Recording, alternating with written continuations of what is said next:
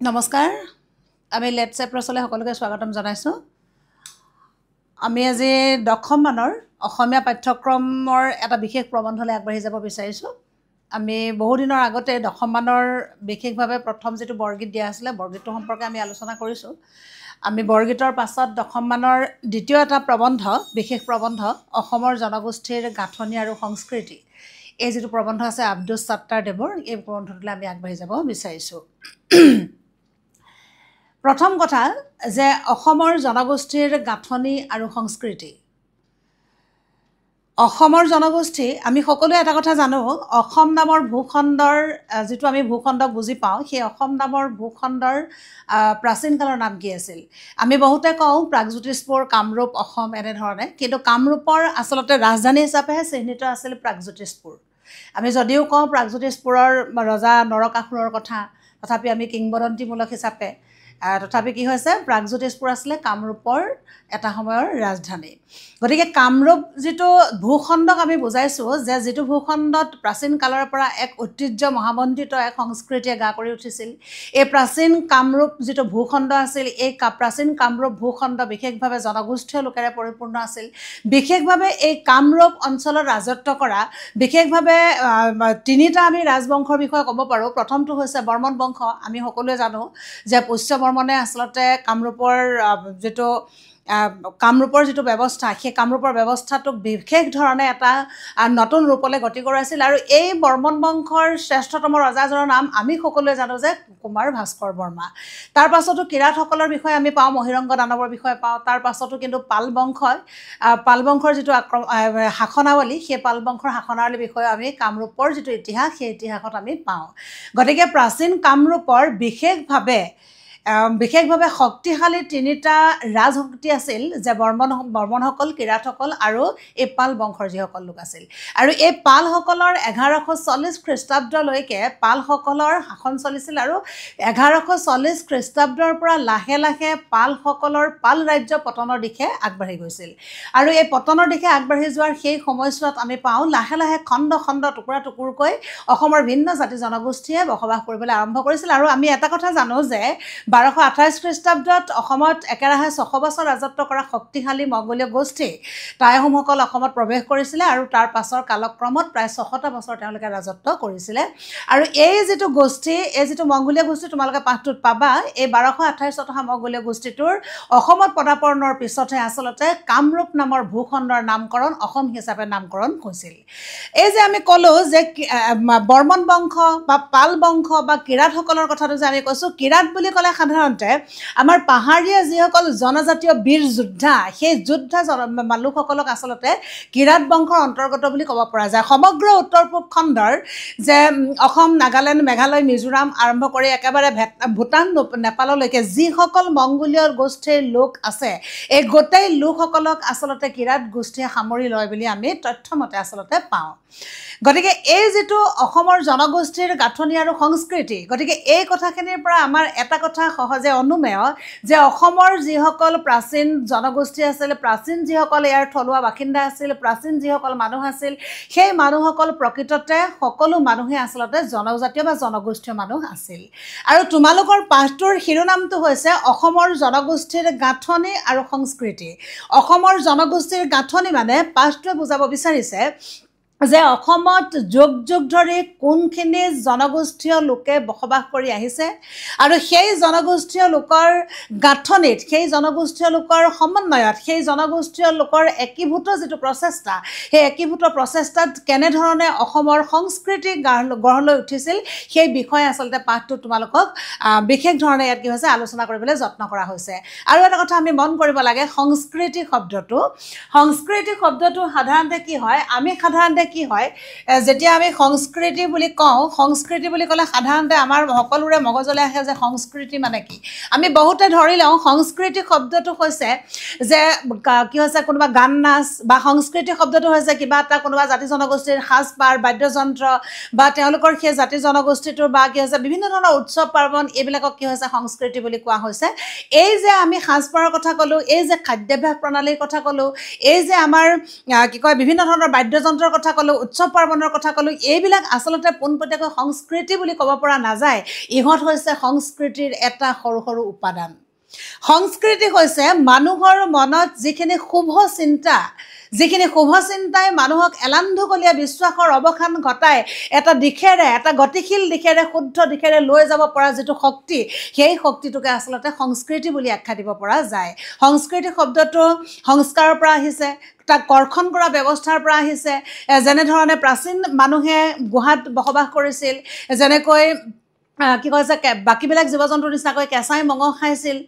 ঠিক তেনেধৰণে কি হৈছে তাৰ পৰা ক্ৰমাগতভাৱে লাহে লাহে যেনেকৈ জুইৰ আৱিষ্কাৰ হ'ল, মানুহে সেই জুইত সেকি মঙহ খাবলৈ আৰম্ভ কৰিলে, লজ্জা নিবাৰণৰ কাৰণে মানুহে আৱৰণ সৃষ্টি কৰিবলৈ আৰম্ভ কৰিলে। এই গোটেই ব্যৱস্থাটো সংস্কৃতিৰ এটা এটা স্তৰ আচলতে। গতিকে সংস্কৃতি হৈছে এটা জাতিৰ শুভ যিখিনি চিন্তা, এটা জাতিৰ শুভ যিখিনি কাম, সেই শুভ কাম আৰু শুভ চিন্তাৰ যিটো প্ৰতীক, তাকহে আচলতে সংস্কৃতি বুলি কোৱা হয়। এতিয়া তোমালোকৰ পাঠটোৱে ক'ব বিচাৰিছে যে অসমৰ জনগোষ্ঠীৰ গাঁথনি আৰু সংস্কৃতি। গতিকে অসমত যুগ যুগ ধৰি যিসকল মানুহে বসবাস কৰি আহিছে, অসমৰ যিসকল যুগ যুগ ধৰি বসবাস কৰা সেই লোকসকলৰ মাজত সমন্বয়ৰ মাজেৰে সকলোৰে মাজত যিটো বৰ্ণাঢ্য যিটো সাংস্কৃতিক প্ৰক্ৰিয়া গঢ় লৈ উঠিছে, সেই সাংস্কৃতিক প্ৰক্ৰিয়াটোকে আচলতে অসমৰ সংস্কৃতি হিচাপে নামকৰণ কৰিব পৰা যায়। গতিকে এই ধাৰণাটোৰ পৰা আমাৰ এটা কথা স্পষ্ট, সেইটো হৈছে কি অসমৰ সংস্কৃতি কোনো নিৰ্দিষ্ট এটা জাতি জনগোষ্ঠীৰ এক বিশেষ বা একক সংস্কৃতি কেতিয়াও নহয়। অসমত যুগ যুগ ধৰি যিবিলাক জাতি জনগোষ্ঠী জীয়াই আছে, ভিন্ন কাৰণত, ভিন্ন সময়ত, ভিন্ন ঠাইৰ পৰা যিসকলে ইয়াত কি হৈছে জনপ্ৰব্ৰজিত হৈ অসমলৈ আহিছে, এই অসমত একেখন আকাশৰ তলতে থাকি যিসকলে এই অসমৰ ভাষা গ্ৰহণ কৰিছে, অসমৰ যিটো সাংস্কৃতিক জগতত তেওঁলোকে অৰিহণা যোগাইছে, অসমৰ সাহিত্য জগতত তেওঁলোকে অৰিহণা যোগাইছে, এই সকলোকে লগ লগাই অসমৰ বৰ্ণাঢ্য সাংস্কৃতিক প্ৰক্ৰিয়া গঢ় লৈ উঠিছে। গতিকে লেখকে পোনপটীয়াকৈ পাঠটোৰ শিৰোনামটোৰ পৰা ক'ব বিচাৰিছে যে ভিন্ন সময়ৰ ভিন্ন জনগোষ্ঠীৰ উমৈহতীয়া যিটো প্ৰক্ৰিয়া, উমৈহতীয়া যিখিনি উপাদান, সেই উমৈহতীয়া প্ৰক্ৰিয়াৰ মাজেৰেহে অসমৰ সংস্কৃতি গঢ় লৈ উঠিছে। বৰ্তমানৰ প্ৰেক্ষাপটত আমি প্ৰতিজনেই আচলতে অসমৰ প্ৰকৃততে আমি কৈছে কোনসকল অসমীয়া, কোনখিনি মানুহ লগ লাগি অসমৰ বাৰেৰহণীয়া সংস্কৃতি গঢ় লৈ উঠিছে, যাৰ কাৰণে কি হৈছে এই অসম মুলুকত আমি অসম বুলি আচলতে ক'লে আমাৰ ধাৰণা কি হ'ব পাৰে, এই গোটেইখিনি কথা আমাৰ উত্তৰ প্ৰজন্মই আচলতে এই কথাখিনি আমি ঐতিহাসিক জ্ঞানখিনি যিখিনি অসমৰ সম্পৰ্কে যিখিনি ধাৰণা, এই কথাখিনি আমি প্ৰত্যেকে আচলতে অৱলোকন কৰাটো উচিত। আৰু সেই অৱলোকনৰ মাধ্যমেৰে আব্দুছ ছাত্তাৰদেৱৰ অসমৰ জনগোষ্ঠীৰ গাঁথনি আৰু সংস্কৃতি পাঠটোৰ ভিতৰলৈ আমি প্ৰৱেশ কৰিব বিচাৰিছোঁ। আমি পাঠটো আৰম্ভ কৰিম। সমগ্ৰ অসম ৰাজ্যখনেই বিভিন্ন জাতি, উপজাতি আৰু জনজাতীয় জনগোষ্ঠীৰে যে পৰিপূৰ্ণ এনে নহয়, নানা সমস্যাৰে পৰিপূৰ্ণ। সেইদৰে অসমৰ সংস্কৃতিও বাৰেৰহণীয়া আৰু বৈচিত্ৰ্যপূৰ্ণ। ইয়াত আমাৰ মাজৰ পৰা আহিছে, আমাৰ কি হৈছে আমি যদিও আমি কৈছোঁ যে তাহানিতে বৰ্মন বংশৰ কথা কৈছোঁ, কিৰাত বংশৰ কথা কৈছোঁ, আমি পাল বংশৰ কথা কৈছোঁ, সিমানখিনিকে আঁতি কৰি সেই যে কিৰাত বংশই ৰাজত্ব কৰি থকাৰ সময়ত ভাস্কৰ বৰ্মাৰ ৰাজত্বকালৰ দিনৰ কথা, এই গোটেইখিনি কথা যদি পালসকলৰ দিনৰ কথা যদি আমি অৱলোকন কৰোঁ, তেতিয়াহ'লে আমি এই যিটো প্ৰাচীন কামৰূপ সাংস্কৃতিক এক বিশেষ ধৰণৰ সাংস্কৃতিক জগতৰ এক বিশেষ থলী হিচাপে পৰিগণিত হৈছিল। গতিকে এই কামৰূপৰ এক বিশাল ঐশ্বৰ্যময় ইতিহাস আছে। এই প্ৰাচীন কামৰূপৰ এক বেলেগ ধৰণৰ বৰ্ণাঢ্য সাংস্কৃতিক এটা ভেটি আছে, আৰু সেই ভেটিতেই গঢ় লৈ উঠিছিল কি হৈছে পাছৰ কালত যিসকলে কি হৈছে ৰাজত্ব কৰিছিল, সেই পিছৰ কালৰ কথাখিনি ইয়ালৈ আহি পৰিব। আমি পোনপটীয়াকৈ ইমান দূৰলৈ নগৈ পাঠটোত লেখকে ঠিক অকণমান মধ্যভাগৰ পৰা আৰম্ভ কৰিব বিচাৰিছে, আৰু সেইকাৰণে লেখকে কৈছে যে সমগ্ৰ অসম ৰাজ্যখনে ভিন্ন জাতি জনগোষ্ঠীৰ লোকৰ সমাৱেশৰ থলী। অসমত কোনো কাৰণতে কোনো এটা নিৰ্দিষ্ট গোষ্ঠীয়ে বসবাস কৰা নাই, কোনো কাৰণতে এটা নিৰ্দিষ্ট গোষ্ঠীৰ সাংস্কৃতিক প্ৰক্ৰিয়াক অসমৰ অসমীয়া সংস্কৃতি বুলি কোৱা নহয়। গতিকে অসমত ভিন্ন ধৰণৰ জাতি জনগোষ্ঠীৰ লোকে যুগ যুগ ধৰি অসমত বসবাস কৰি আহিছে। আৰু তেনেধৰণে এই যে জাতি, উপজাতি আৰু জনজাতি জনগোষ্ঠীয়ে যে পৰিপূৰ্ণ এনে নহয়, নানা সমস্যাৰো পৰিপূৰ্ণ। ভিন ভিন জাতি জনগোষ্ঠী অসমত যি ধৰণে আছে, ঠিক তেনেধৰণে অসমত কিন্তু ভিন ভিন সমস্যাও আছে। আৰু সেই সমস্যাৰ কথাখিনি আমি আওকণীয়া কৰি তথাপি আমি এটা কথা ক'ব পাৰোঁ, সেইদৰে অসমৰ সংস্কৃতিও বাৰেৰহণীয়া আৰু বৈচিত্ৰ্যপূৰ্ণ। অসমৰ সংস্কৃতি বাৰেৰহণীয়া আৰু বৈচিত্ৰ্যপূৰ্ণ এটা বিশেষ ধৰণৰ যুক্তি আছে। যদি জাতি জনগোষ্ঠীবিলাক চব বেলেগ বেলেগ হয়, গতিকে বেলেগ বেলেগ জাতি জনগোষ্ঠী হ'লে সকলোৰে স্বকীয় উপাদানবিলাক মিহলি হৈহে আচলতে সংস্কৃতি গঢ় লৈ উঠিব। গতিকে জাতি গঠন প্ৰক্ৰিয়াটোত যদি ভিন্ন জাতি জনগোষ্ঠীৰ সমন্বয়ৰ কথাটো আহে, ঠিক তেনেধৰণে অসমৰ সংস্কৃতিৰ কথা যদি ক'বলৈ যাওঁ, সংস্কৃতিও তেতিয়াহ'লে ভিন্ন জাতি জনগোষ্ঠীৰ ভিন্ন উপাদানৰ জৰিয়তে যে সি যে বৈচিত্ৰ্যপূৰ্ণ হৈছে, সেই কথাটো আমাৰ সহজেই অনুমেয়। ত্ৰয়োদশ শতিকাত হুকং উপত্যকাৰ পৰা অহা আৰু চীন দেশৰ দক্ষিণ পশ্চিম অঞ্চলৰ পৰা অহা মংগোলীয় বহিৰাগত গোষ্ঠীৰ কাৰণে অসমেই আছিল স্থিতি লোৱা ঠাই গতিকে 1228 খ্ৰীষ্টাব্দত আমি পাইছোঁ যে কি কয় ত্ৰয়োদশ শতিকাত যিটো মংগোলীয় গোষ্ঠীৰ লোকে চীন দেশৰ দক্ষিণ পশ্চিম অঞ্চলৰ পৰা হুকং উপত্যকাৰ পৰা আহি অসমত তেওঁলোকে প্ৰৱেশ কৰিছিলে পাটকাই পাৰ হৈ অসমত প্ৰৱেশ কৰাৰ লগে লগে তেওঁলোকে কি কৰিছিলে আমি সকলোৱে জানো যে যেনেকৈ চুকাফাত তেওঁলোকে ভিন্ন ঠাই আহি তেওঁলোকে চুকাফাত কি কৈছে ৰাজধানী পতাৰ কথা মনস্থ কৰিছিলে গতিকে সেইসকল আহোঁতে অসমৰ ভূভাগ কেনেকুৱা আছিল সেই যে চুকাফাত যে তেওঁলোকে ৰাজধানী হিচাপে যে চিহ্নিত কৰিছিল কিয় কৰিছিল যে সেই গোটেই অংশটো কিমান ওখ আছিল সেই ওখ ঠাইত কেনেকৈ ৰাজধানী স্থাপন কৰিলে কেনেকৈ অনাগত দিনৰ কাৰণে এটা সুগম ব্যৱস্থা গঢ় লৈ উঠিব সেই ব্যৱস্থাৰ বিষয়ে আমাক বুৰঞ্জীসন্মত তথ্য আমি পাওঁ গতিকে এইসকল লোক ভিন্ন জাতি জনগোষ্ঠীৰ লোকে বসবাস কৰি থকা এই ভূখণ্ডত ত্ৰয়োদশ শতিকাত দক্ষিণ পশ্চিম চীন দেশৰ দক্ষিণ পশ্চিম অঞ্চলৰ পৰা এটা মংগোলীয় গোষ্ঠী আহি অসমত প্ৰৱেশ কৰে আৰু অসমত প্ৰৱেশ কৰাৰ আগত এইসকল অহাৰ আগতে অসম আছিল জনজাতীয় গোষ্ঠীৰ অৰ্থাৎ অনাৰ্য জাতিৰ বসতি স্থান ঘাইকৈ কছাৰী চুতীয়া কোচ মেচ ডিমাচা দেউৰী মিচিং বড়ো তিৱা কাৰ্বি আদিৰ বসতি স্থান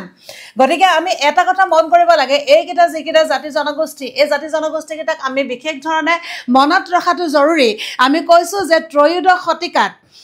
অসমলৈ কি কৰিছে চীন দেশৰ দক্ষিণ পশ্চিম অঞ্চলৰ পৰা এটা মংগোলীয় গোষ্ঠী আহি অসমত প্ৰৱেশ কৰিছিলে আৰু অসমতে ইয়াতে তেওঁলোকে দীৰ্ঘদিন থাকি যাব পৰাকৈ তেওঁলোকে এই ঠাইডোখৰ চিনাক্ত কৰিছিলে আৰু সেই যে দক্ষিণ পশ্চিম অঞ্চলৰ পৰা যিটো বহিৰাগত মংগোলীয় গোষ্ঠী আহি অসমত প্ৰৱেশ কৰিছিল সেই অসমত প্ৰৱেশ কৰাৰ সময়ত অসম নামৰ এই ভূখণ্ডত এই কামৰূপ নামৰ এই ভূখণ্ডটো তেতিয়া জনশূন্য নাছিল গতিকে সেই সময়ছোৱাত অসমত যুগ যুগ ধৰি যিসকল লোকে বসবাস কৰি আহিছে আদিম যিসকল অসমৰ বাসিন্দা বুলি কোৱা হৈছে সেইসকল লোক হৈছে কোচ মেচ ডিমাচা দেউৰী কি কয় বড়ো তিৱা কাৰ্বি আৰু লগতে আমি যদি চাওঁ এইখিনি গতিকে মূলতে অসমীয়া জনসংস্কৃতিৰ ধাৰক এই জাতিগোষ্ঠী আছিল অতীতত অসম বা কামৰূপ বুলি কওঁতে এটা সময়ত বৰ্তমান অৰুণাচলৰ অন্তৰ্গত অকা দফলা আবৰ মিচিবি আদি জনগোষ্ঠীৰ ওপৰে এই অতীতৰ অসমৰ পৰা চকলে গাৰো মিজু খাচী জয়ন্তী আৰু গাৰো পাহাৰ কথা গ'ল নিজৰ ভাষা সংস্কৃতি ৰক্ষা কৰি এতিয়া হ'ল নগাভূমি মিজোৰাম অৰুণাচল আৰু মেঘালয় ৰাজ্য আমি যিখন অসম নামৰ ভূখণ্ডৰ কথা কৈছোঁ আমি যিখন কামৰূপৰ চিত্ৰৰ কথা কৈছোঁ সেই কামৰূপৰ চিত্ৰত সমগ্ৰ উত্তৰ পূব খণ্ডৰ ভিন্ন ঠাইকে সামৰি একেবাৰে কি হৈছে এইফালে কোচবিহাৰ পৰ্যন্ত বাংলাদেশ পৰ্যন্ত এইফালে নেপাল ভূটানলৈকে যিমান বাসিন্দা আছে গোটেই মানুহখিনি কি কৰিছে এই যিটো কামৰূপ নামৰ ভূখণ্ড সেই কামৰূপ নামৰ ভূখণ্ড হিচাপে চিহ্নিত কৰা হৈছে গতিকে যেতিয়া ত্ৰয়োদশ শতিকাত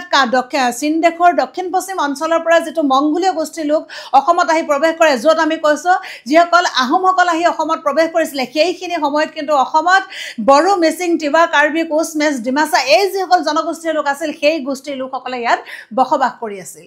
আৰু আমি যদি চাওঁ এটা কথা যে এই যে আজি ৰাজনৈতিক ভেটিত বা ৰাজনৈতিকভাৱে চলাই নিবৰ কাৰণে সুকলমে চলাই নিবৰ কাৰণে প্ৰশাসনিক কিছুমান কামৰ কাৰণে সুকলমে চলাই নিবৰ কাৰণে আমাৰ ভিন্ন ৰাজ্য আমি ঠাউকতে পাইছোঁ যেনেকৈ আজি কিছুদিনলৈকে শিৱসাগৰ চৰাইদেউ একেলগে আছিল এতিয়া কি হৈছে এই চৰাইদেউ বেলেগ জিলা শিৱসাগৰ বেলেগ জিলা বা আমি তাৰো আগত যদি চাওঁ যে শিৱসাগৰ যোৰহাট গোলাঘাটলৈকে এখন জিলা আছিলে আমি কি হৈছে বিভিন্ন ধৰণৰ প্ৰশাসনিক কামৰ কাৰণে জনসাধাৰণৰ সুবিধাৰ কাৰণে তাক খণ্ডকৈ ভাঙি পেলোৱা হৈছে ঠিক তেনেকুৱা ধৰণে যে এই যে অৰুণাচল মেঘালয় মিজোৰাম নাগালেণ্ড ত্ৰিপুৰাকে ধৰি এই যে যিটো আমাৰ উত্তৰ পূব খণ্ডৰ যি 7 ৰাজ্যৰ আমি কথা কৈছোঁ সেইখন মাত্ৰ এখন অসম ভূমি আছিল এখনেই ৰাজ্য তাত আছিল গতিকে এই অৰুণাচলত বসবাস কৰা যিসকল অকা দফলা মিচিমিৰ যিসকল লোক আছে বা আমি কি কৰিছোঁ এই যে কৈছে গাৰো মিজু খাচী জয়ন্তীয়া এই যিসকল লোক আছিলে এই গোটেই লোকসকল অসমৰ পূৰ্বৰ বাসিন্দা হিচাপে চিহ্নিত হৈছে গতিকে অসমৰ পূৰ্বৰ লোক কোনখিনি আছিল এই যে পূৰ্বৰ যিসকল লোক আছিলে যিসকল প্ৰাচীন জনগোষ্ঠীয় যিসকল লোক সেইসকল লোকেই অসমৰ পূৰ্বৰ বাসিন্দা হিচাপে চিহ্নিত গতিকে এই কথাকেইটা আমি সকলোৱে মন কৰাটো উচিত অসমৰ আমি যদি তোমালোকৰ যদি কেনেবাকৈ প্ৰশ্ন হয় যে অসমত বসবাস কৰা অনাৰ্যমূলীয় মানুহ কোনখিনি অসম প্ৰকৃততে অনাৰ্যমূলীয় মানুহৰে বাসস্থান যুগ যুগ ধৰি অসমত অনাৰ্যমূলীয় মানুহে বসতি কৰি আহিছে গতিকে এই যে অসমত বসবাস কৰা অনাৰ্যমূলীয় যিকেইটা জাতি জনগোষ্ঠী আছে আমি জাতি জনগোষ্ঠীকেইটা দাগ মাৰিছোঁ আৰু যদি কোৱা হয় যে অসমৰ পূৰ্বৰ বাসিন্দা কোনসকল অসমৰ পূৰ্বৰ বাসিন্দাও এইসকল লোককে আচলতে ধৰা হয় বা ৰাজনৈতিক কাৰণত ভিন্ন কাৰণত 7 ৰাজ্য আমাৰ ভাগি গুচি শেষ হৈ গ'ল এতিয়া নাগালেণ্ডে নিজে এখন ৰাজ্য হিচাপে স্বীকৃতি পাইছে অৰুণাচলে নিজে এখন ৰাজ্য হিচাপে স্বীকৃতি পাইছে অসম নামেৰে এখন নিজে ৰাজ্য এখন স্বীকৃতি পাইছে সেইটো সুকীয়া কথা কিন্তু উত্তৰ পূব খণ্ডৰ ভিন্ন জাতি জনগোষ্ঠীৰ লোকেৰে পৰিপূৰ্ণ সেই যিসকল বাসিন্দা আছিলে সেই বাসিন্দাসকলে হৈছে অসমৰ পূৰ্বৰ বাসিন্দা আৰু এইখনেই হৈছে অসমৰ বিশেষ ধৰণৰ মানচিত্ৰ তাৰ পিছৰ পৰ্যায়লৈ আমি যাম অতীতৰ এই সমগ্ৰ অসমৰ জনগোষ্ঠীৰ গাঁথনিলৈ যদি লক্ষ্য কৰা যায় তেন্তে সকলোবোৰে আৰ্য নাছিল অসমলৈ বহিৰাগত হৈ অহা মংগোলীয় গোষ্ঠীয়ে তেওঁলোকৰ নিজা ভাষা ধৰ্ম আৰু সামাজিক ৰীতি নীতি আচাৰ ব্যৱহাৰ এটা সময়ত থলুৱা লোকৰ প্ৰভাৱত এৰিব লগা হয় এতিয়া আমি যাম এইখিনি কথাৰ পৰা আমি এটা কথা আমাৰ উপলব্ধ যে অসমত পূৰ্বৰ পৰা আৰ্যমূলীয় লোকে বসবাস কৰা নাছিল যদি তুমি ইতিহাসৰ পৃষ্ঠা লুটিওৱা তেতিয়াহ'লে তুমি এটা কথা জানিবা যে সেইটো হৈছে কি আমি পূৰ্বতে কৈছোঁ বৰ্মন বংশৰ কথা কৈছোঁ ভাস্কৰ বৰ্মা খ্ৰীষ্টীয় 7ম শতিকাৰ ৰজা আছিল তেখেত প্ৰাচীন কামৰূপৰ গতিকে ভাস্কৰ বৰ্মাৰ ৰাজত্ব কালত 7ম শতিকাতহে লাহে লাহে ৰামায়ণ আৰু মহাভাৰতৰ ভিন্ন কাহিনীবোৰ এই কামৰূপলৈ লাহে লাহে সি আহিবলৈ মানুহৰ মুখে মুখে আহিবলৈ সি যত্ন কৰিছিল তেতিয়াহ'লে তেতিয়ালৈকে তাত সংস্কৃত ভাষাৰ কোনো ধৰণৰ ব্যৱস্থাটো গঢ় লৈ উঠা নাছিল বুলি এটা ধাৰণা কৰিব পৰা যায় গতিকে সেই ব্যৱস্থাটোৰ পৰা আমি লক্ষ্য কৰিব পাৰোঁ যে প্ৰাচীন কামৰূপত আচলতে অনাৰ্যমূলীয় মানুহৰে বাসস্থান আছিল গতিকে এই যে যিসকল অনাৰ্যমূলীয় মানুহৰে বাসস্থান আছিলে তাৰ পাছত অসমলৈ যিটো মংগোলীয় গোষ্ঠী ত্ৰয়োদশ শতিকাত বহিৰাগত হৈ অসমলৈ আহিল বহিৰাগত সেই মংগোলীয় গোষ্ঠীটোৱে অসমত কেইবাবছৰ থকাৰ পাছত তেওঁলোকে এটা কথা উপলব্ধি কৰিলে যে অসমত যদি দীৰ্ঘদিন ধৰি থাকিব লগা হয় অসমৰ ভিন্ন তেতিয়া কি কৰিছে ভিন্ন ধৰণে কি হৈছে চুতীয়া ৰাজ্য কোচ ৰাজ্য এনেধৰণে ভিন্ন সৰু সৰুকৈ ৰাজ্য কি হৈছিলে স্থাপন কৰি সেই জাতি জনগোষ্ঠীবিলাকে বসবাস কৰিছিল গতিকে সেই সময়ছোৱাত সেই গোটেই লোকসকলক যদি একীভূত কৰি তেতিয়া অসম নামৰ যদি এক ভূখণ্ড নিৰ্মাণ কৰিবলৈ হয় অসমীয়া নামৰ যাতে এক বৰ্ণাঢ্য সাংস্কৃতিক ইতিহাস যদি ৰচনা কৰিবলৈ হয় তেতিয়াহ'লে কেতিয়াও সেই মংগোলীয় গোষ্ঠীটোৱে নিজস্ব ভাষা আৰু ধৰ্মৰ মাজেৰে সি কেতিয়াও তাক কৰিব পৰা নাযাব সেইকাৰণে সেই গোষ্ঠীটোৱে কালক্ৰমত কি কৰিলে নিজৰ পিতৃধৰ্ম নিজৰ পিতৃভাষা তেওঁলোকে তাক ত্যাগ কৰিলে ত্যাগ কৰি অসমত যিসকল যুগ যুগ ধৰি যিসকল বসবাস কৰি আছে জনগোষ্ঠীয় লোক জনজাতীয় লোক সেই জনজাতীয় লোকৰ লগত সমন্বয়ৰ মাজেৰে কি হৈছে প্ৰাচীন অসমত চলি থকা যিখিনি ধৰ্মীয় ব্যৱস্থা বা যিখিনি ভাষাৰ যিটো ব্যৱস্থা সেই ভাষাই বস্তুখিনি তেওঁলোকে লাহে লাহে মংগোলীয় গোষ্ঠীটোৱে ল'বলৈ আৰম্ভ কৰিলে তাৰ পাছত কৈছে এই অসম দেশত প্ৰাচীন কালৰে পৰা হিন্দুৰ তান্ত্ৰিক আৰু বৌদ্ধ ধৰ্ম প্ৰচলিত আছিল আহোমসকলে অসমত দীৰ্ঘদিন ধৰি থকাৰ পাছত হিন্দু ধৰ্ম গ্ৰহণ কৰি নিজস্ব কৃষ্টি সংস্কৃতি প্ৰায় পৰিত্যাগ কৰে থলুৱা জনজাতীয় সংস্কৃতিৰ ধৰ্মই বিশেষ স্থান লাভ কৰিছিল এটা সময়ত মহ বলি নৰবলি পৰ্যন্ত হৈছিল সমগ্ৰ অসম দেশখনে যাদু মন্ত্ৰ আৰু ঐন্দ্ৰজালিক বিদ্যাৰ কাৰণে প্ৰাচীন কালৰে পৰা প্ৰসিদ্ধ আছিল কথাকেইটা মন কৰিবলগীয়া কথা এতিয়া যেতিয়া আহোমসকলে কি কৰিলে যে এটা সময়ত তেওঁলোকে অসমত যেতিয়া তেওঁলোকে দীৰ্ঘদিন থাকিব বা অসমত তেওঁলোকে শাসন কৰিব অসমৰ এটা কি হৈছে বৰ্ণাঢ্য এটা অসমীয়া জাতি গঠন প্ৰক্ৰিয়া তেওঁলোকে নিৰ্মাণ কৰিব সেইটো কৰিবলৈ হ'লে অসমৰ থলুৱা মানুহৰ লগত তেওঁলোক মিলিত হ'ব লাগিব আৰু অসমৰ থলুৱা মানুহৰ লগত তেওঁলোকে মিলিত হ'বলৈ যাওঁতে তেওঁলোকে নিজৰ যিটো টাই ভাষা তাক পৰিত্যাগ কৰিছে বা যিসকল পুৰোহিত শ্ৰেণীৰ মানুহ আছে পুৰোহিত শ্ৰেণীৰ মানুহৰ মাজত চলি থকাটো বেলেগ কথা কিন্তু সাময়িকভাৱে উমৈহতীয়া স্থানত কিন্তু তেওঁলোকে অসমীয়া ভাষা গ্ৰহণ কৰিবলৈ আৰম্ভ কৰিলে কালক্ৰমত তেওঁলোকৰ যিটো টাও ধৰ্ম সেই টাও ধৰ্ম তেওঁলোকে বিসৰ্জন দিবলৈ আৰম্ভ কৰিলে যে অসমৰ থলুৱা মানুহৰ লগত মিহলি হৈ অসমীয়া থলুৱা মানুহৰ ধৰ্মীয় যিটো ব্যৱস্থা সেই ধৰ্মীয় ব্যৱস্থাৰ ভিতৰলৈ তেওঁলোকে প্ৰৱেশ কৰিবলৈ আৰম্ভ কৰিলে আৰু সেইকাৰণে আমি যদি এটা কথা চাওঁ সেই প্ৰাচীন কালত অসমত সেইখিনি সময়ত বিশেষ ধৰণে যে হিন্দুৰ তান্ত্ৰিক তন্ত্ৰ মন্ত্ৰ দেশ হিচাপে অসম পৰিগণিত আছিল তোমালোকে যদি এটা কথা চোৱা ঔৰংজেবৰ কাহিনী যদি চোৱা ৰামসিংহৰ কাহিনী যদি চোৱা সেই কথাখিনি তোমালোকে জানিবা যে প্ৰাচীন কালত অসমক যাদু মন্ত্ৰৰ দেশ হিচাপে বাহিৰত গম পাইছিল বাহিৰত তেওঁলোকে যাদু মন্ত্ৰৰ দেশ হিচাপে তেওঁলোকে পৰিচয় আছিল গতিকে হিন্দুৰ তান্ত্ৰিক ধৰ্ম আৰু বৌদ্ধ ধৰ্ম ইয়াত প্ৰচলিত আছিল আৰু আহোমসকলে কি কৰিলে দীৰ্ঘদিন থকাৰ পাছত তেওঁলোকে যিটো নিজৰ টাও ধৰ্ম সেই টাও ধৰ্ম পৰিত্যাগ কৰি লাহে লাহে তেওঁলোকে হিন্দু ধৰ্ম গ্ৰহণ কৰিবলৈ আৰম্ভ কৰিলে আৰু হিন্দু ধৰ্ম গ্ৰহণ কৰিবলৈ আৰম্ভ কৰি থলুৱা জাতি জনগোষ্ঠীৰ লগত থলুৱা জনজাতীয় গোষ্ঠীৰ লগত তেওঁলোকে মিলিত হ'বলৈ আৰম্ভ কৰিলে আৰু সেইখিনি সময়ত যদি আমি এটা কথা চাওঁ যে প্ৰাচীন কামৰূপৰ প্ৰাচীন অসমৰ এটা বিশেষ ধৰণে কি আছে যাদু মন্ত্ৰ আৰু ঐন্দ্ৰজালিক বিদ্যা যাদু মন্ত্ৰৰ কাৰণে কিন্তু বিশেষ ধৰণে প্ৰখ্যাত আছিল অসম আৰু এটা কথা আমি জানো যে অসমত সেইখিনি সময়ত কি হৈছিলে মহ বলি নৰবলি পৰ্যন্ত হৈছিল বুলি আমি তথ্যমতে পাওঁ অসমৰ পুৰণি সাহিত্যৰ সমল হৈছে অলিখিত গৰখীয়া নাম, নিচুকনি গীত, নাও খেলোৱা গীত, বাৰমাহী গীত, আই নাম, বিয়া নাম, বন গীত, বিহু গীত, দেহ বিচাৰৰ গীত, মন্ত্ৰ সাহিত্য আৰু ডাকৰ বচন আদি। কিন্তু লিখিত ৰূপলৈ অহাৰ লগে লগে কিছুমান গীত মূলৰ পৰা বেলেগ হৈ গ'ল। আধুনিকতাৰ প্ৰভাৱ পৰিল। মুঠতে এটা সময়ত অসমৰ আৰ্য সংস্কৃতিতকৈ প্ৰাক আৰ্য সংস্কৃতিতহে বেছি গুৰুত্বপূৰ্ণ আছিল। লেখকে বাৰে বাৰে এটা কথা কৈ আছে যে আৰ্য সংস্কৃতিয়ে অসমত বিশেষ ধৰণৰ ভূমিকা পালন কৰিব পৰা নাছিল। অসমত পূৰ্বৰে পৰা জনজাতীয় বা জনগোষ্ঠীয় লোকেহে অসমত কি কৰিছিলে, এক ঐতিহ্যমণ্ডিত এক ইতিহাস তেওঁলোকে গঢ় দি তুলিছিল। সেইকাৰণে প্ৰাচীন অসমৰ যিখিনি আমাৰ কি হৈছে, আমি যিখিনিক লোকসংগীত বুলি কওঁ, প্ৰাচীন সাহিত্যৰ সমলৰ কথা যদি আমি চাওঁ, অলিখিত গৰখীয়া নাম, আমি সাধাৰণতে বিয়া নাম, আই নাম, ধাই নাম, গৰখীয়া গীত, বাৰমাহী গীত বা কি কৰা হৈছে মন্ত্ৰ সাহিত্য, দেহ বিচাৰ গীত, বিহু গীত, যিমানবিলাক আমাৰ লোকভাণ্ডাৰ আছে, সেই গোটেই লোকভাণ্ডাৰখিনি প্ৰকৃতিৰ ওপৰত নিৰ্ভৰ কৰি আচলতে সেই লোকভাণ্ডাৰ গঢ় লৈ উঠিছিল। গতিকে এই যিখিনি লোকভাণ্ডাৰ আছে, এই লোকভাণ্ডাৰখিনি যদি আমি চাওঁ, পাছৰ কালত আধুনিকতাৰ প্ৰভাৱত সি মৌখিক সাহিত্যৰ পৰা লিখিত সাহিত্যলৈ পৰ্যবেক্ষিত হৈছে, সেইটো বেলেগ কথা। কিন্তু এই গোটেই সাহিত্যখিনি যদি আমি ভাল ধৰণে অৱলোকন কৰি চাওঁ, তেতিয়াহ'লে অসমত আৰ্য সংস্কৃতিতকৈ প্ৰাক আৰ্য সংস্কৃতিৰ বেছি গুৰুত্ব আছিল। অৰ্থাৎ প্ৰাক আৰ্য মানে আৰ্যসকল অসমলৈ অহাৰ আগৰ যিটো সংস্কৃতি, অৰ্থাৎ অনাৰ্যমূলীয় সাংস্কৃতিক ভাণ্ডাৰে অসম পৰিপূৰ্ণ আছিল, সেই বিষয়টো বুজাব খুজিছে। অতীতৰ বুৰঞ্জী দোহোৰাৰ কোনো কাৰণ নাই যে কি কি কাৰণত অসমৰ একালৰ বাসিন্দাসকলৰ মাজত ত্ৰয়োদশ শতিকাৰ পৰা কি ধৰণে এইডোখৰত আহোম, মুছলমান আৰু ভাৰতৰে অন্যান্য ৰাজ্যৰ লোকসকল ইয়ালৈ আহি নিগাজুকৈ বহাৰ সুযোগ পালে। এতিয়া বিশেষ এটা কথা কৈছে যে অসমলৈ ত্ৰয়োদশ শতিকাৰ পৰা বিশেষভাৱে ভাৰতবৰ্ষৰ ভিন্ন ৰাজ্যৰ পৰা অসমলৈ জনপ্ৰব্ৰজিত হৈছিল। অসমলৈ জনপ্ৰব্ৰজিত হৈছিল। আৰু জনপ্ৰব্ৰজিত কিয় হৈছিল আৰু জনপ্ৰব্ৰজিত হোৱাৰ পাছত আচলতে কি হ'ল, তাৰ ফলত কি হ'ল, এই কথাখিনি তোমালোকক লেখকে ক'ব। কিন্তু এই যে ক'লে যে ত্ৰয়োদশ শতিকাৰ পৰা ভাৰতবৰ্ষৰ ভিন্ন ৰাজ্যৰ পৰা অসমলৈ জনপ্ৰব্ৰজন আৰম্ভ হৈছিল, জনপ্ৰব্ৰজন কিয় আৰম্ভ হৈছিল তাৰ ভিন্ন কাৰণ ইয়াত দিব। কোনোবাই দেশ জয় কৰিবলৈ আহিল আৰু কোনোবাই যুদ্ধবন্দী হিচাপে ৰ'ল, আৰু কোনোবা কৈছে বেপাৰ বাণিজ্য সূত্ৰে আহি বহি ল'লে, কোনোবা আকৌ পূজা পাৰ্বণ বা তীৰ্থ সংক্ৰান্তত অসমলৈ আহিল,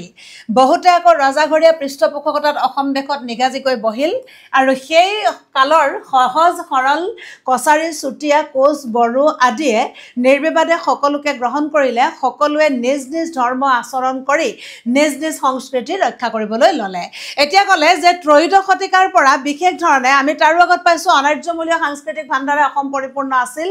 তাৰ পাছত ক'লে যে অসমত কি কৰিছে, বিশেষ ধৰণে এই যে ত্ৰয়োদশ শতিকাৰ পৰা ভাৰতবৰ্ষৰ ভিন্ন ৰাজ্যৰ পৰা অসমলৈ জনপ্ৰব্ৰজন হৈছে।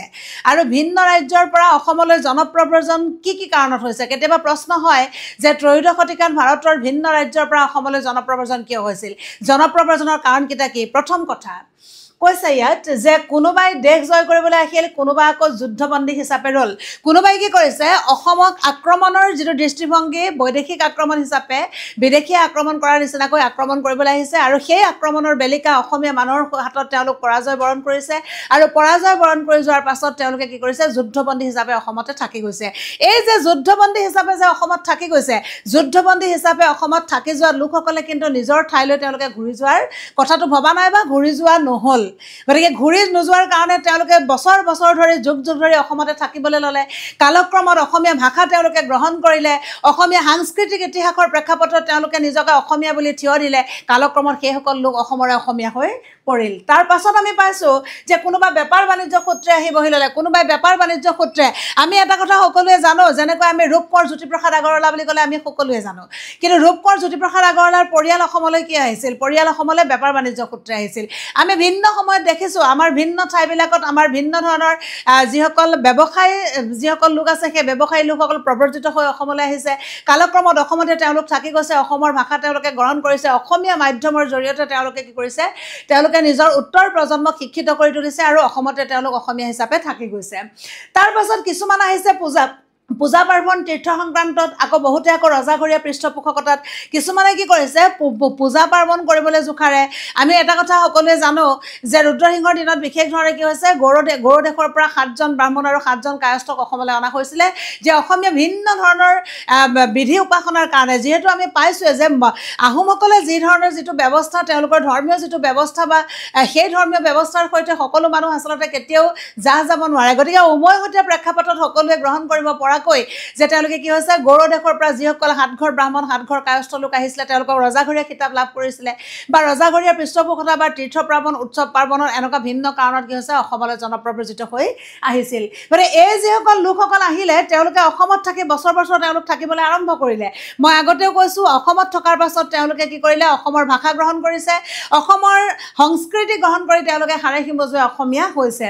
কিন্তু সেই কালৰ সৰল সহজ চুতীয়া কছাৰী কোচ মেচ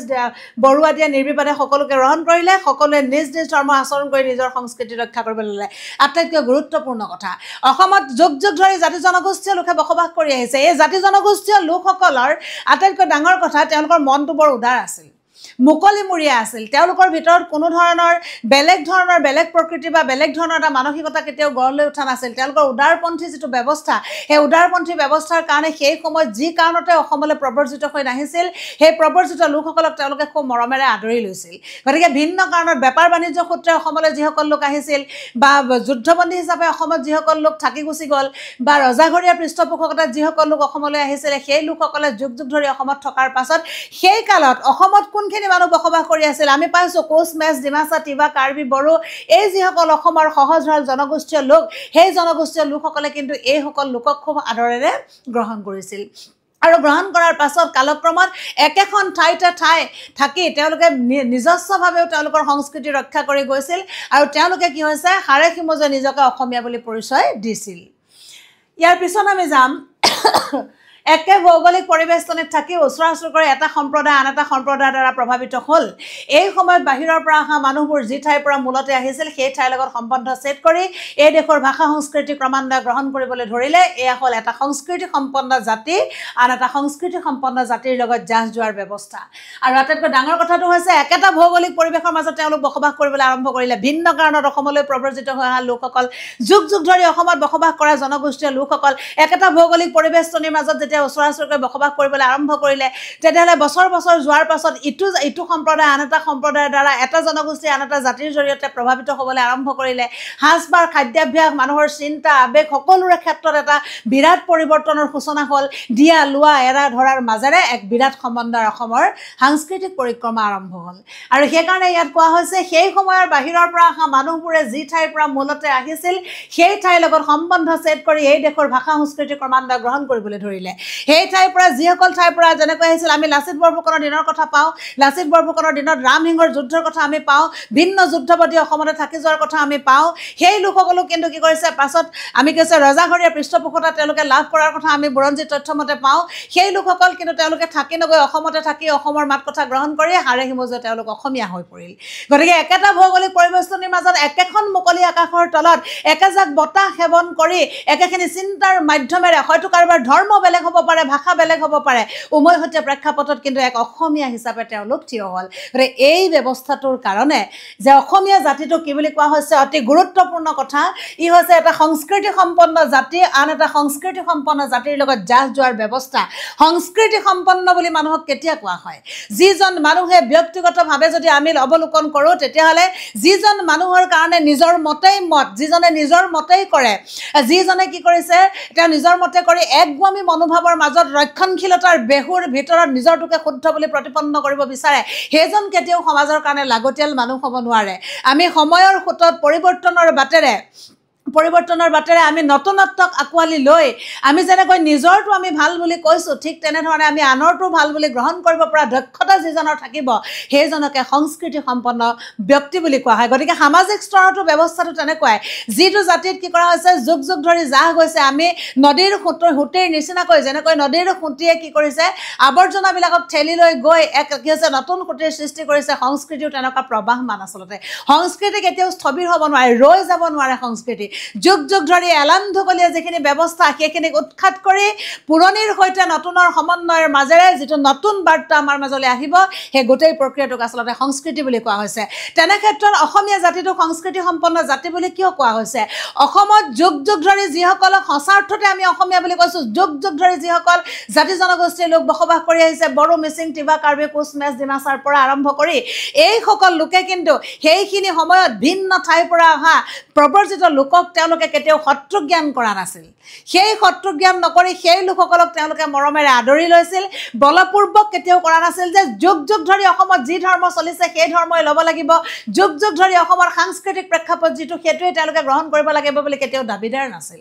আৰু যিসকল লোক প্ৰব্ৰজিত হৈ অসমলৈ আহিছিল সেই প্ৰব্ৰজিত লোকসকলেও কিন্তু একগামী মনোভাৱেৰে তেওঁলোকৰ নিজৰ স্বকীয় যিখিনি ব্যৱস্থা স্বকীয় যিখিনি সাংস্কৃতিক উপাদান স্বকীয় যিটো জীৱনশৈলী সেইটোকে তেওঁলোকে একগামীভাৱে ধৰি লোৱা নাছিল যুগ যুগ ধৰি অসমত বসবাস কৰা মানুহৰ সৈতে তেওঁলোক একাকী হৈ পৰিছিল গতিকে দুয়োটা পক্ষৰ পৰা প্ৰব্ৰজিত লোক আৰু অসমৰ থলুৱা লোক এই দুয়োটা শ্ৰেণীৰ মাজত এক বিৰাট সমন্বয় সৃষ্টি হৈছিল আৰু সেইকাৰণে অসমীয়া জাতিটো ক'ব পৰা যায় এটা সংস্কৃতি সম্পন্ন জাতি এটা ঐশ্বৰ্যশালী জাতি এটা উদাৰনৈতিক জাতি সেইকাৰণে আমি এইখিনি কথাৰ পৰা এটা কথা উমান পাব পাৰোঁ অসমীয়া সংস্কৃতি বিধ বিধ জাতি জনগোষ্ঠীৰ সমন্বয়ৰ মাজেৰে গঢ়ি উঠা এক বৰ্ণাঢ্য সাংস্কৃতিক ভেটি ই কেতিয়াও কোনো এটা জাতি জনগোষ্ঠীৰ এটা নিৰ্দিষ্ট এটা জাতি জনগোষ্ঠীৰ এমুঠি চিন্তাক লৈ অসমীয়া সংস্কৃতি কেতিয়াও আচলতে আগবাঢ়ি যোৱা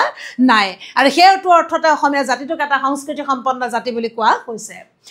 বা এই কথাটো খুব গুৰুত্বপূৰ্ণ কথা এই যিটো ধাৰণা মই তোমালোকৰ আগত ব্যাখ্যা কৰিছোঁ ধাৰণাটো সকলোৱে মনত ৰখা উচিত পাঠটোৰ প্ৰশ্নোত্তৰখিনি মুখস্থ কৰিলে মনত ৰোৱা বস্তু নহয় কিন্তু পাঠটোৰ কথাখিনি খুব সাময়িক গতিকে প্ৰাসংগিকভাৱে প্ৰাসংগিক সময়ৰ প্ৰাসংগিক কথা গতিকে এই কথাখিনি আমি বুজিবলৈ যত্ন কৰিব লাগে আৰু সেইমতে আচলতে অন্তৰ্ভুক্ত কৰিবলৈ চেষ্টা কৰিব লাগে বাহিৰৰ পৰা অহা সকলোৱে এই দেশখনক নিজৰ দেশ বুলি ল'লে ভাষাক নিজৰ ভাষা বুলি গ্ৰহণ কৰিলে গতিকে এই সকলো লগ লাগি বৃহৎ অসমীয়া জাতি গঢ়ি উঠিল গতিকে বাহিৰৰ লোকসকলে অসমৰ বস্তুকে গ্ৰহণ কৰিলে অসমীয়া ভাষা গ্ৰহণ কৰিলে অসমীয়া ভাষা গ্ৰহণ কৰাৰ পিছত এটা জাতিয়ে আন এটা জাতিৰ মাজত জাহ যোৱাৰ ব্যৱস্থাৰ দুটা প্ৰণালী আছে এটা প্ৰণালী হৈছে ভাষা গ্ৰহণ আনটো প্ৰণালী হৈছে বৈবাহিক সম্পৰ্ক বৈবাহিক সম্পৰ্ক আৰু ভাষা গ্ৰহণৰ মাজেৰে এটা গোষ্ঠী আন এটা গোষ্ঠীৰ লগত আচলতে খুব সমন্বয়ৰ মাজেৰে আগবাঢ়ি যাব পাৰে তোমালোকে 600 বছৰীয়া ইতিহাস যদি চোৱা আহোম ৰাজত্বকালত যদি চোৱা আহোম 39জন স্বৰ্গদেউৰ যিটো কাৰ্যাৱলী সেই বিষয়ে যদি তোমালোকে চোৱা ভিন্ন সময়ত ভিন্ন জাতি জনগোষ্ঠীৰ ভিন্ন যিসকল ভিন্ন জাতি জনগোষ্ঠীৰ কি হৈছে যিসকল নাৰী তেওঁলোকৰ মাজত বিবাহপত আবদ্ধ হোৱাৰ ভিন্ন উদাহৰণ তোমালোকে বুৰঞ্জীৰ পৃষ্ঠাবিলাকত পাবা এই বুৰঞ্জীৰ পৃষ্ঠাবিলাকে এটা কথাহে আচলতে প্ৰকাশ কৰে সেই কথাটোৰ পৰা আমি এটা কথা পাওঁ যে বৈবাহিক সম্বন্ধৰ মাজেৰে এটা জাতি আন এটা জাতিৰ গতি প্ৰবাহৰ সৈতে মিহলি হৈ যাবলৈ সুবিধা পায় তাতে ভাষা গ্ৰহণ নিজৰ যিটো ভাষা সেই ভাষাটো যেতিয়া আনে গ্ৰহণ কৰে আমি আমাৰ ভাৱ প্ৰকাশৰ মাধ্যমটো যেতিয়া দুজনৰ মাজত যেতিয়া আমি একেটা ভাষাৰে মনৰ ভাৱটো আদান প্ৰদান কৰিব পাৰোঁ তেতিয়াহ'লে সেই ভাষাটোৱে যেতিয়া এক হৈ যায় মনৰ ধাৰণাটোৱে যেতিয়া আমি এক কৰি পাতিব পাৰোঁ তেতিয়াহ'লে বাকীবিলাক আমাৰ কাৰণে গৌণ হৈ পৰে গতিকে অসমত ভিন্ন জাতি জনগোষ্ঠীৰ মানুহ থাকিব পাৰে অসমত ভিন্ন ধৰ্মাৱলম্বী মানুহ থাকিব পাৰে ভিন্ন সাজপাৰ পিন্ধা মানুহ থাকিব পাৰে কিন্তু সকলোবিলাকক লগ লাগিহে বৃহৎ অসমীয়া জাতি গঠন প্ৰক্ৰিয়া যিটো ধাৰা সেই ধাৰাটো অব্যাহত আছে লগে লগে সংস্কৃতিৰ ৰূপান্তৰ ঘটিল এই কথাটো মন কৰিব লাগে সংস্কৃতিৰ কি ধৰণে ৰূপান্তৰ ঘটিল সংস্কৃতিৰ ৰূপান্তৰ প্ৰশ্নটো তোমালোকৰ খুব জৰুৰী সংস্কৃতিৰ ৰূপান্তৰ কথাটো কেতিয়া যে ত্ৰয়োদশ শতিকাত ভাৰতবৰ্ষৰ ভিন্ন ৰাজ্যৰ পৰা অসমলৈ জনপ্ৰব্ৰজিত হৈ আহিছে সেই জনপ্ৰব্ৰজিত হৈ অহা লোকসকল কোনোবা যুদ্ধবন্দী হিচাপে অসমত আছে কোনোবাই ৰজাঘৰীয়া পৃষ্ঠপোষকতাৰ কাৰণে অসমলৈ আহিছে কোনোবাই পূজা পাৰ্বণ উৎসৱ সংক্ৰান্তীয় কাৰণত অসমলৈ আহিছে কোনোবাই বেপাৰ বাণিজ্য কৰিবলৈ আহিছে যি কাৰণতে নাহক লাগিলে সেই লোকসকলে অসমত কি হৈছে যেতিয়া বছৰ ধৰি বসবাস কৰিলে তেওঁলোকে কিন্তু কালক্ৰমত অসমীয়া মানুহৰ লগত জিন যাবলৈ আৰম্ভ কৰিলে তেওঁলোকে অসমৰ ভাষা গ্ৰহণ কৰিলে অসমৰ ভাষা গ্ৰহণ কৰি তেওঁলোকে অসমৰ সাংস্কৃতিক যিটো উপাদান তাৰ সৈতে তেওঁলোক একাকী হৈ পৰিল কালক্ৰমত আৰু তেওঁলোক অসমত বিদেশী হৈ নাথাকিল গতিকে বিদেশী হৈ যিহেতু নাথাকিলে সেইসকলক লগ লাগি অসমৰ জাতি গঠন প্ৰক্ৰিয়াটো অব্যাহত হ'ল সাংস্কৃতিক জীৱনতো তাৰ প্ৰভাৱ পৰিলে আৰু এই প্ৰক্ৰিয়াটোৱে অসমৰ সাংস্কৃতিক জীৱনলৈ এক বিশেষ ৰূপান্তৰ আনিছে বুলি ক'ব পৰা যায় ৰূপ যুগন্ত অসমীয়া সংস্কৃতিৰ ৰূপটোৱে সি সলনি কৰি দিলে এটা সম্প্ৰদায় ভাল লগা কিছুমান ৰীতি নীতি আচাৰ ব্যৱহাৰ আন এটাই গ্ৰহণ কৰিলে খোৱা বস্তু আৰু ৰন্ধন প্ৰকৰণৰো সালসলনি হ'ল পোছাক পৰিচ্ছদতো পৰিৱৰ্তনে দেখা দিলে দৈনন্দিন ব্যৱহাৰ আচবাব পত্ৰতো পৰিৱৰ্তনে সূচালে নতুন সাজ সজ্জা অলংকাৰ আহিল গতিকে এটা কি হ'ল যে এটা সম্প্ৰদায়ৰ কিছুমান ভাল লগা ৰীতি নীতি আন এটাই গ্ৰহণ কৰিলে আমি সকলোৱে এটা কথা জানো আমি যদি খাদ্য প্ৰণালীৰ ক্ষেত্ৰত চাওঁ অসমীয়া যিটো আমাৰ পুৰণি খাদ্য প্ৰণালী সেই খাদ্য প্ৰণালীৰ সৈতে আমাৰ বিৰাট পৰিৱৰ্তন সাধন হৈছে অসমৰ সাজপাৰ ক্ষেত্ৰত যদি আমি চাওঁ অসমীয়া মহিলাৰ সাজপাৰ প্ৰধান সাজপাৰ সাজপাৰ কি আমি সকলোৱে জানো প্ৰধান সাজপাৰ আমাৰ মেখেলা চাদৰ যদিও আমি কি হৈছে প্ৰভাৱিত হৈ আনৰ ভাল লগাখিনি আমি কি হৈছে সাজপাৰ ক্ষেত্ৰতো পৰিৱৰ্তন দেখা যায় আ অলংকাৰ যেনেকৈ ঢোলবিৰি জোনবিৰি গামখাৰু কেৰুৰ গেজেৰাৰ পৰা আৰম্ভ কৰি তাৰ পৰিৱৰ্তনৰ বাটেৰে ভিন ভিন জাতি জনগোষ্ঠীয়ে ব্যৱহাৰ কৰা ভিন্ন আ অলংকাৰ অসমত কি হৈছে প্ৰদৰ্শিত হয় বা অসমীয়া মানুহে ব্যৱহাৰ কৰে ঠিক তেনেধৰণে আচবাব পত্ৰৰ ক্ষেত্ৰতো যদি আমি চাওঁ সেই আচবাব পত্ৰৰ ক্ষেত্ৰতো আমাৰ ড্ৰয়িং ৰুমবিলাকত যিবিলাক আচবাব পত্ৰ আমি ব্যৱহাৰ কৰি আহিছোঁ সেই আচবাব পত্ৰই আমাক কি হৈছে পৰিৱৰ্তনৰ এটা দিশেৰে আমাক লৈ গৈছে অৰ্থাৎ আমি এটা কথা ক'ব পাৰোঁ যে অসমৰ সমাজ জীৱনৰ নিত্য নৈমিত্তিক ব্যৱহাৰৰ ক্ষেত্ৰত আমি যিমানবোৰ উপাদান ব্যৱহাৰ কৰোঁ সেই উপাদানবোৰ কাৰো স্বকীয় একীভূত এটা বস্তু নহয় ভিন্ন জাতি জনগোষ্ঠীৰ সমন্বয়ৰ মাজেৰে গোটেই ব্যৱস্থাখিনিৰ মাজত এটা বিৰাট পৰিৱৰ্তন সাধন হৈছে গতিকে সেই যিটো বিৰাট পৰিৱৰ্তন সেই পৰিৱৰ্তনটো কি কৰা হৈছে এয়া আছিল দিয়া লোৱা এৰা ধৰাৰ ব্যৱস্থা খুব গুৰুত্বপূৰ্ণ কথা এই যে ক'লে সাজপাৰ ক্ষেত্ৰত পৰিৱৰ্তন আহিছে আচবাবৰ ক্ষেত্ৰত পৰিৱৰ্তন আহিছে আ অলংকাৰ ক্ষেত্ৰত পৰিৱৰ্তন আহিছে খাদ্য প্ৰণালীত পৰিৱৰ্তন আহিছে মানুহৰ মানসিক চিন্তাৰ জগতত পৰিৱৰ্তন আহিছে এই পৰিৱৰ্তনৰ গোটেই ব্যৱস্থাটোৰ মাজে মাজে কি কৰিছে যে এই গোটেই ব্যৱস্থাটোক লেখকে কৈছে দিয়া লোৱা এৰা ধৰাৰ ব্যৱস্থা এই যে দিয়া লোৱা এৰা ধৰাৰ ব্যৱস্থা মানে কি দিয়া লোৱা এই যে মই যেনেকৈ মই দিছোঁ তেওঁৰ পৰা মই লৈছোঁ এৰা ধৰা আমি কিছুমান বস্তু আগবাঢ়ি যাবলৈ হ'লে আমি ব্যক্তিগত জীৱনতো আমি কিছুমান কথা চাওঁ সকলো সময়তে যদি আমি পূৰ্বৰ কথাবিলাককে অৱলোকন কৰি নিজৰ মতে যদি আগবাঢ়ি যাবলৈ হয় জীৱনটো আমাৰ সুগম নহয় সময়ৰ সৈতে আমি কম্প্ৰমাইজ কৰিবলৈ শিকিব লাগে গতিকে আমি সময়ৰ সৈতে হাতত ধৰাকৈ সময়ৰ সৈতে হাতত ধৰি আমি নতুন বাটেৰে যাবলৈ আমি সকলোৱে আচলতে এটা বিশেষ ভূমিকা আমি গ্ৰহণ কৰিব লাগিব একেটা ঠাইত মানুহ থাকিব নোৱাৰে একেখিনি চিন্তাৰে মানুহ থাকিব নোৱাৰে একেখিনি সমলেৰে মানুহ থাকিব নোৱাৰে নিত্য নৈমিত্তিক নতুন নতুন বস্তুৰ সৃষ্টি হৈছে নতুনৰ সৈতে হাত মিলাই নতুনৰ সৈতে আগবাঢ়ি যাব পৰাটোৱে আচলতে সংস্কৃতি এটা শুভচিন্তা বুলি কোৱা হয় গতিকে সেইকাৰণে কোৱা হৈছে দিয়া লোৱা এৰা ধৰাৰ ব্যৱস্থা এটা কথা তোমালোকে মন কৰিবা এইখিনি সময়ত প্ৰাচীন কামৰূপৰ ইতিহাসৰ পৰা যদি আমি এই মুহূৰ্তলৈকে চাওঁ এই দিয়া লোৱা এৰা ধৰাৰ ব্যৱস্থালৈকে যদি চাওঁ অসমৰ সেইখিনি মানুহৰ কিমান সহজ সৰল আছিল অসমৰ জাতি জনগোষ্ঠীৰ মানুহখিনি অসমত কিমানখিনি সেই মানুহখিনি উদাসীন আছিল যিখিনি মানুহে একীভূত হৈ সকলোৰে সমন্বয়ৰ মাজত এক বিশেষ ধৰণৰ এটা জাতিসত্তাৰ উমান তেওঁলোকে পাব পাৰিছিল দিয়া লোৱা আজি শিক্ষিত সমাজৰ ব্যৱস্থাত আমি যিমানে শিক্ষিত হৈ গৈছোঁ যিমানে আমি উন্নতি হৈছে বুলি কৈছোঁ আমাৰ যিটো সংকীৰ্ণ মনোভাৱ তাৰ বিপৰীতে কিন্তু অসমৰ যুগ যুগ ধৰি বসবাস কৰা জাতি জনগোষ্ঠীৰ যিটো মানসিক চিন্তা সেই জাতি জনগোষ্ঠীৰ মাজত যিটো সমন্বয়ৰ যিটো প্ৰক্ৰিয়া সেই সমন্বয় প্ৰক্ৰিয়াটোৰ কাৰণেই কিন্তু অসমীয়া সংস্কৃতিৰ সেই সমন্বয় প্ৰক্ৰিয়াটোৱে হৈছে অসমীয়া সংস্কৃতিৰ মূল স্বৰূপ গতিকে কেতিয়াও কতো ৰৈ থকা নাই সকলোকে ধৰি লৈ কি কৰিছে দিয়া লোৱা এৰা ধৰাৰ ব্যৱস্থা কোনোৱে কাকো জাপি দিয়া নাছিল কেতিয়াও প্ৰব্ৰজিত লোকসকলক অসমত থলুৱা লোকে এইটো কথা কোৱা নাছিল যে অসমত যুগ যুগ ধৰি সেই যে ভিন্ন যি ধৰ্ম চলি আছে অসমত যুগ যুগ ধৰি যিটো ব্যৱস্থা চলি আছে সেই ব্যৱস্থা তোমালোকে গ্ৰহণ কৰিব লাগিবই বুলি অসমৰ থলুৱা লোকে কিন্তু প্ৰব্ৰজিত লোকৰ ওপৰত বলপূৰ্বক ব্যৱস্থা গ্ৰহণ কৰা নাছিল সমান্তৰালভাৱে যিসকল প্ৰব্ৰজিত লোক অসমলৈ আহিছিল সেই প্ৰব্ৰজিত লোকেও কিন্তু অসমৰ যুগ যুগ ধৰি বসবাস কৰা মানুহৰ ওপৰত কোনো ধৰণৰ জোৰ জুলুম কৰা নাছিল খুব স্বতঃস্ফূৰ্তভাৱে ইটোৱে সিটোৰ লগত প্ৰভাৱিত হৈছিল আৰু প্ৰভাৱিত হৈ এক সমন্বয়ৰ মাজেৰে আগবাঢ়ি গৈছিল আৰু সেই যিটো সমন্বয় সেই উদাৰ নৈতিক পন্থাৰ মাজেৰে জাতি জনগোষ্ঠীৰ সমন্বয়ৰ মাজেৰে ভাষাৰ ক্ষেত্ৰত ধৰ্মৰ ক্ষেত্ৰত সাংস্কৃতিক পৰিক্ৰমাৰ ক্ষেত্ৰত এই গোটেইখিনি ক্ষেত্ৰত যিটো সমন্বয় সেই সমন্বয়টোৱে হৈছে অসমীয়া জাতিৰ গতি প্ৰবাহৰ ধাৰা বুলি আমি ক'ব পাৰোঁ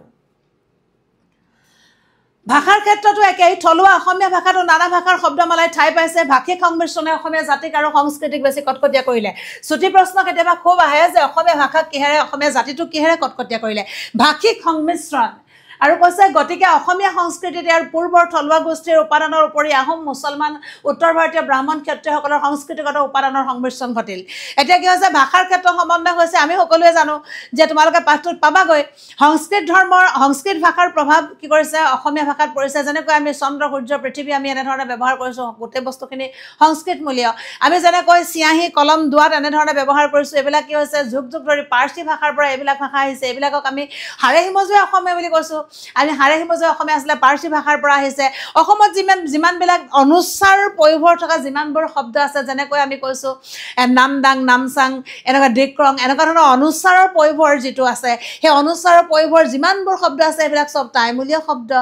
এই গতিকে এই যিটো ভাষিক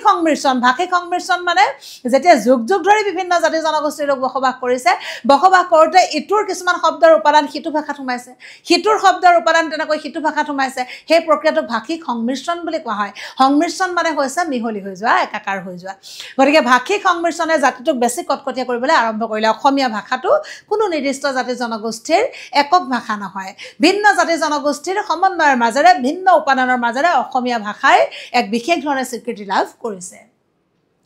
গতিকে অসমীয়া সংস্কৃতিৰ ইয়াৰ পূৰ্বৰ থলুৱা গোষ্ঠীৰ উপাদানৰ ওপৰি গতিকে অসমীয়া সংস্কৃতিৰ পূৰ্বৰ থলুৱা গোষ্ঠী মানে যিসকল আমি বড়ো মিচিং তিৱা কাৰ্বিৰ পৰা যিসকল আমি গোষ্ঠীৰ কথা পাইছোঁ সেই গোটেই গোষ্ঠীখিনি উপাদানৰ উপৰিও আহোম মুছলমান উত্তৰ ভাৰতীয় ব্ৰাহ্মণ ক্ষত্ৰিয়সকলৰ সংস্কৃতিকৰ উপাদানৰ সংমিশ্ৰণ ঘটিল আহোমসকলৰ প্ৰভাৱ পৰিল মুছলমানসকলৰ প্ৰভাৱ পৰিল ব্ৰাহ্মণসকল শেহতীয়াকৈ অসমলৈ আহিছে ব্ৰাহ্মণসকলৰ সংস্কৃত ভাষাৰ প্ৰভাৱ পৰিল গতিকে অসমীয়া ভাষাটো এক সমন্বয়ৰ মাজেৰে সমন্বয়ৰ বাৰ্তাবাহক হিচাপে অসমীয়া ভাষাই এক লাভ কৰিলে যেতিয়া বাহিৰৰ পৰা অহাসকলে থাইলেণ্ড দিল্লী আৰু কোনো জাতি ঠাইৰ লগত সম্বন্ধ বিচ্ছিন্ন কৰি অসমীয়া ৰূপে নিজকে গণ্য কৰি এই দেশীয় সংস্কৃতি গ্ৰহণ কৰি থাকিবলৈ ল'লে তেতিয়া আৰু সেইসকল অসমত বিদেশী হৈ নাথাকিল গতিকে অসমত কি কৰিছে থাইলেণ্ডৰ পৰা আহিছে দিল্লীৰ পৰা আহিছে কনৌজৰ পৰা আহিছে থাইলেণ্ডৰ পৰা আমি যেনেকৈ কৈছোঁ মংগোলীয় গোষ্ঠী আহোমসকল আহিছে যেনেকৈ দিল্লী কনৌজৰ পৰা ভিন্ন সময়ত তেওঁলোকে কি কৰিছে আক্ৰমণ কৰিবলৈ আহিছে আক্ৰমণৰ ফলস্বৰূপে তেওঁলোকে কি কৰিছে যুদ্ধবন্দী হিচাপে অসমত থাকি গৈছে কিন্তু যুগ যুগ ধৰি সেইসকল লোক যি কাৰণতে নাহক লাগিলে যুগ যুগ ধৰি সেইসকল লোক অসমত যেতিয়া থাকিলে অসমৰ যেতিয়া ভাষা গ্ৰহণ কৰিলে অসমৰ সংস্কৃতিৰ প্ৰেক্ষাপটত তেওঁলোকে সবলভাৱে তেওঁলোকে যেতিয়া উপনীত হ'ল তেওঁলোক আৰু অসমত বহিৰাগত বা বিদেশী হৈ নাথাকিল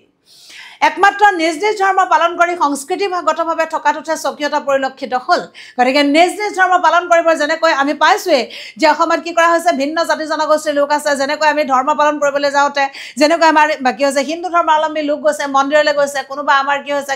নামঘৰলৈ গৈছে কোনোবাই কি কৰিছে খ্ৰীষ্টান ধৰ্মাৱলম্বী লোকে গৈছে গীৰ্জালৈ গৈছে যেনেধৰণে মুছলমান ইছলাম ধৰ্মী যিসকল লোক আছে মুছলমানসকল তেওঁলোক কি কৰিছে মছজিদলৈ গৈছে এই যে যিটো মছজিদ এই যে যিটো গীৰ্জা বা বৌদ্ধ সকলে বিহাৰলৈ গৈছে এই বা নামঘৰ মন্দিৰ যিটো ধাৰণা ধৰ্মীয় কাৰণতে এই জাতি জনগোষ্ঠীবিলাকে কি কৰিছে নিজা নিজা যিটো উপাদান নিজা নিজা যিটো স্বকীয়তা সেই স্বকীয়তাখিনি বৰ্তাই ৰাখিছে বাকী ভাষাৰ ক্ষেত্ৰত হওক বাকী চিন্তাৰ ক্ষেত্ৰত হওক সমাজ আৰু সংস্কৃতিৰ ক্ষেত্ৰত হওক সাহিত্যৰ ক্ষেত্ৰত হওক এই সকলোৰে ক্ষেত্ৰত কিন্তু তেওঁলোকে এক অসমীয়া হিচাপে নিজকে পৰিচয় দি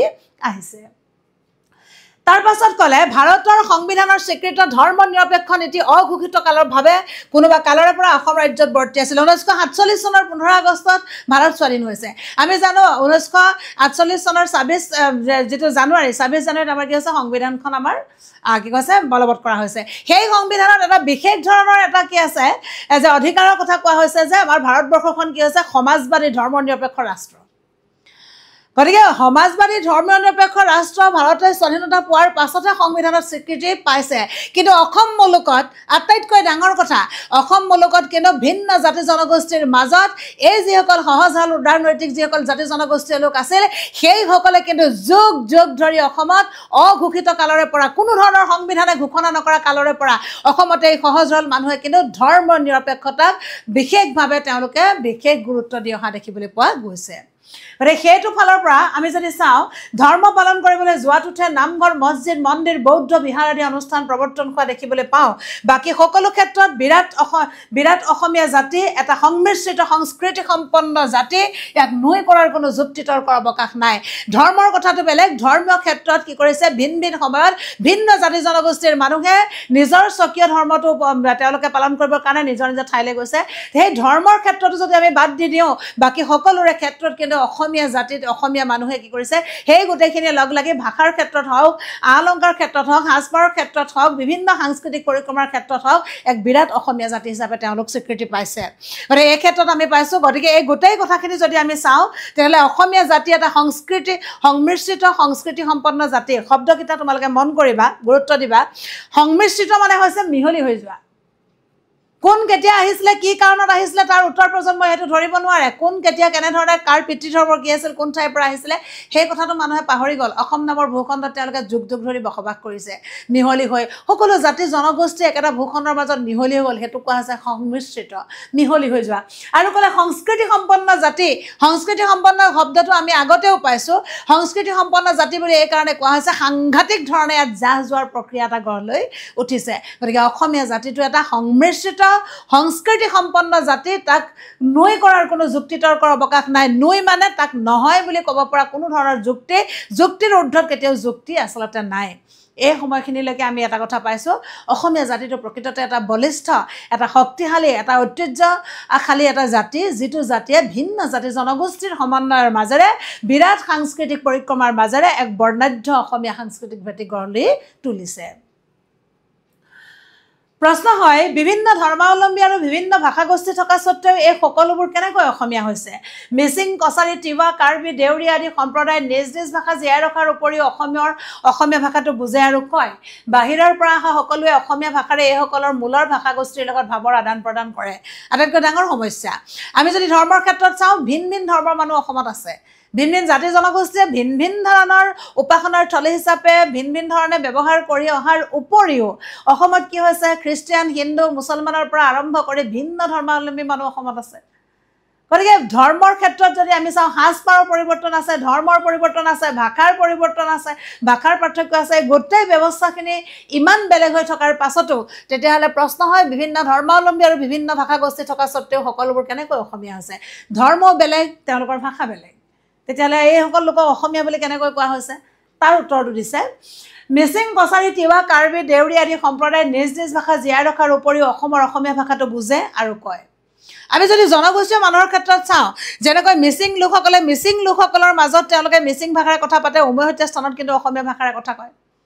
তেনেধৰণে অকল মিচিংসকল বুলিয়ে নহয়, যে নগা, বড়ো, তিৱা, কাৰ্বি যিসকল লোক আছে, এই লোকসকলে আমি পাইছোঁ যে তেনেকৈ তোমালোকে পাছতো পাবা, যেনেকৈ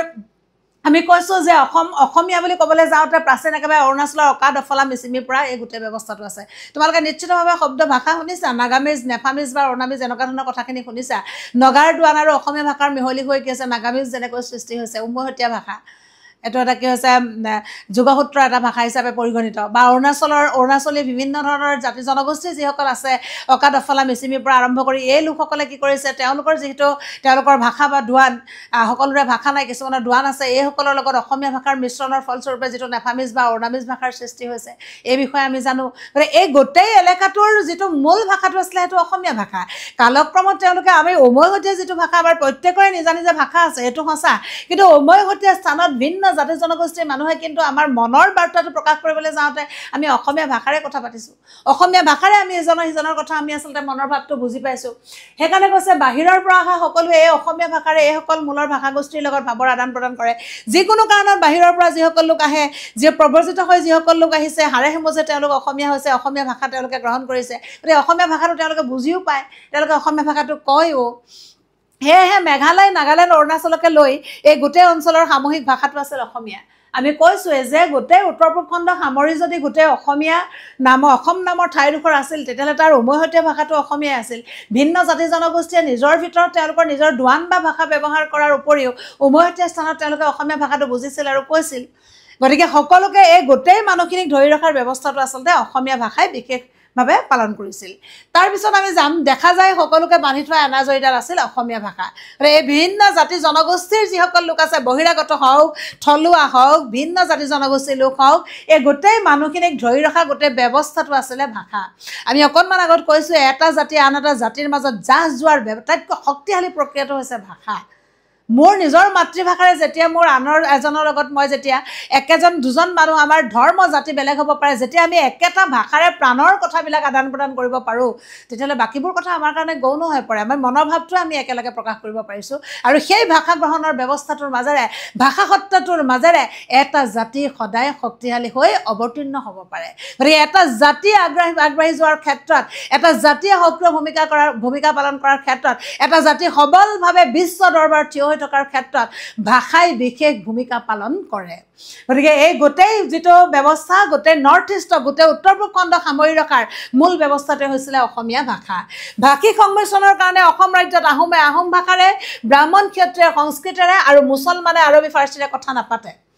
গতিকে ভাষাৰ মিশ্ৰণ হৈছে যদিও মুছলমানসকলে যেনেকৈ আৰবী ফাৰ্চী ভাষা তেওঁলোকে ব্যৱহাৰ কৰে, কিন্তু কোনো মুছলমান মানুহে অসমত আৰবী ফাৰ্চী ভাষাৰে কথা পতা আমি শুনা নাই বা নাপাতে। তেওঁলোকে সকলো স্থানতে অসমীয়া ভাষাৰে কথা পাতে। কোনো ব্ৰাহ্মণ মানুহক আমি সংস্কৃত ভাষা, যদিও তেওঁলোকে পূজা পাৰ্বণৰ ক্ষেত্ৰত দেৱভাষা সংস্কৃতক ব্যৱহাৰ কৰে, তথাপি আমি উমৈহতীয়া স্থানত আমি সংস্কৃত ভাষা ব্যৱহাৰ নকৰোঁ, আমি অসমীয়া ভাষাৰে কথা পাতোঁ।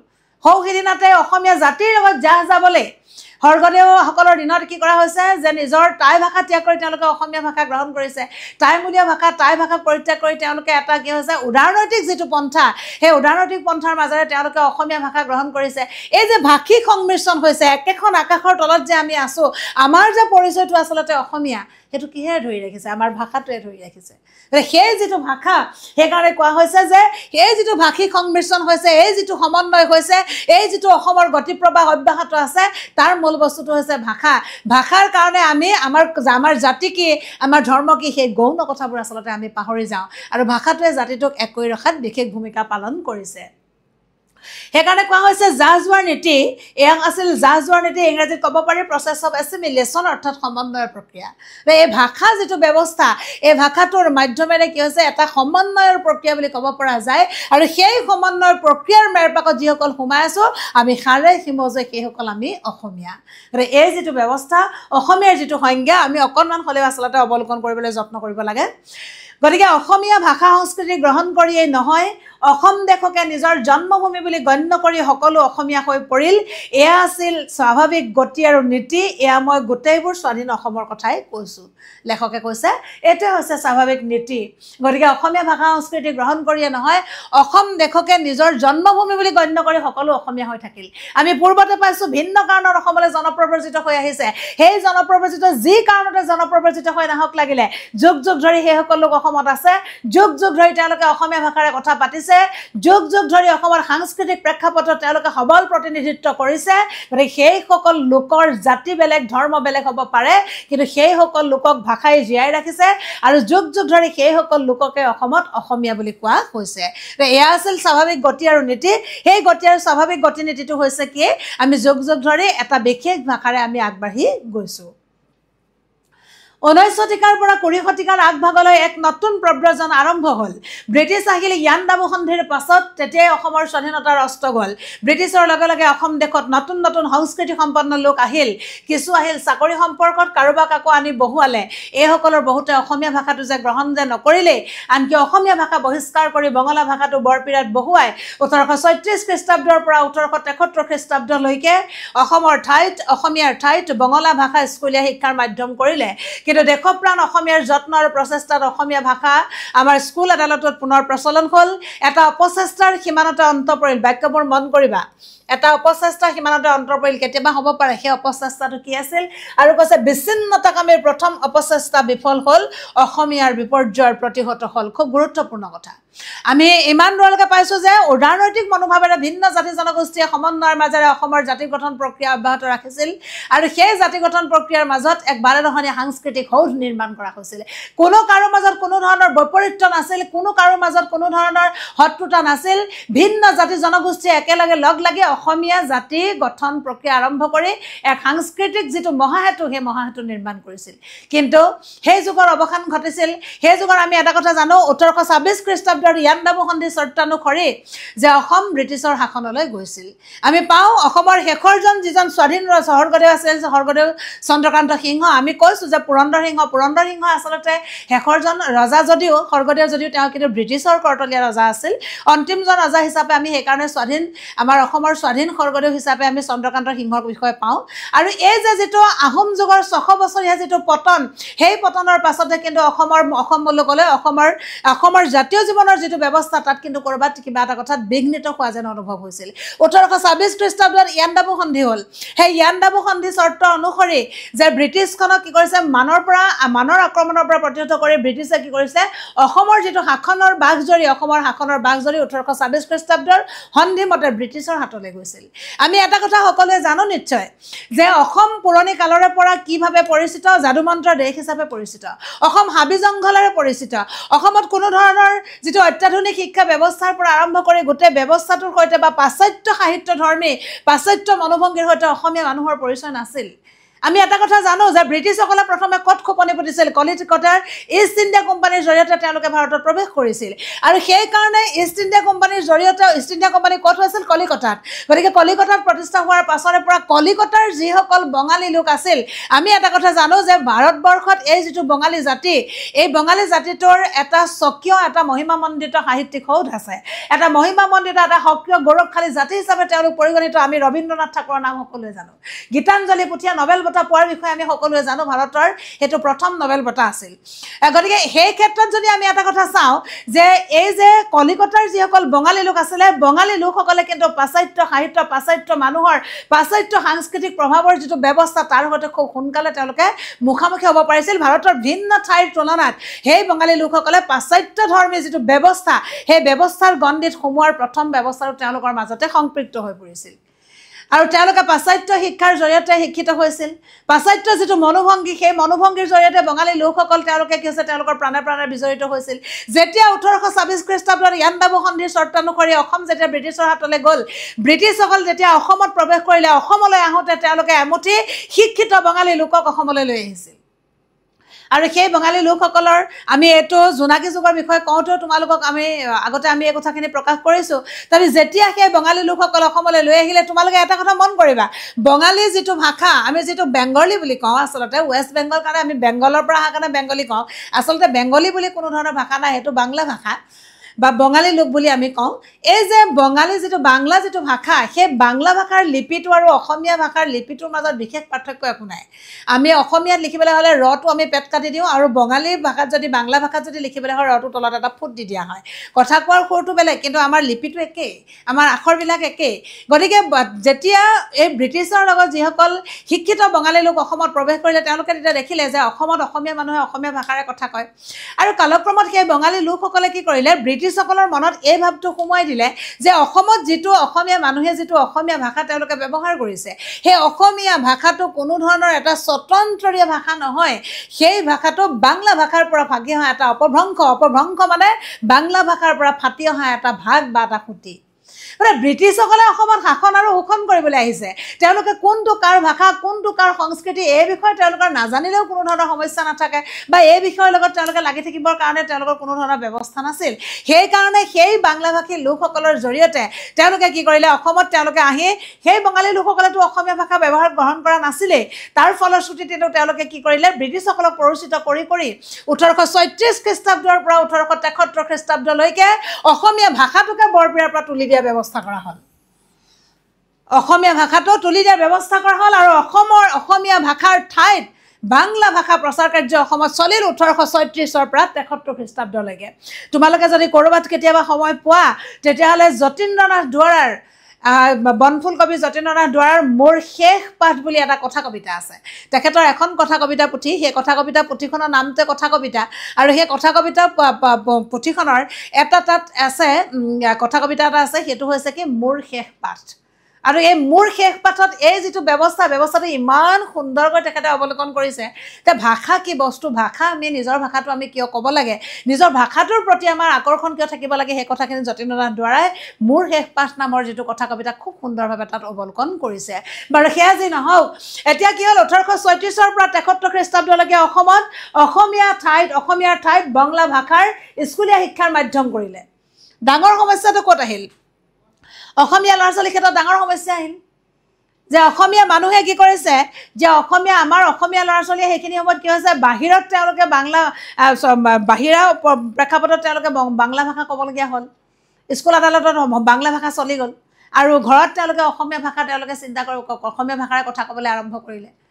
এই গোটেই ব্যৱস্থাটোত আমি যদি এটা কথা চাওঁ অসমীয়া সাহিত্য পশ্চাদমুখী হোৱা পিছ পৰি ৰোৱা ই এটা বিশেষ কাৰণ আছিলে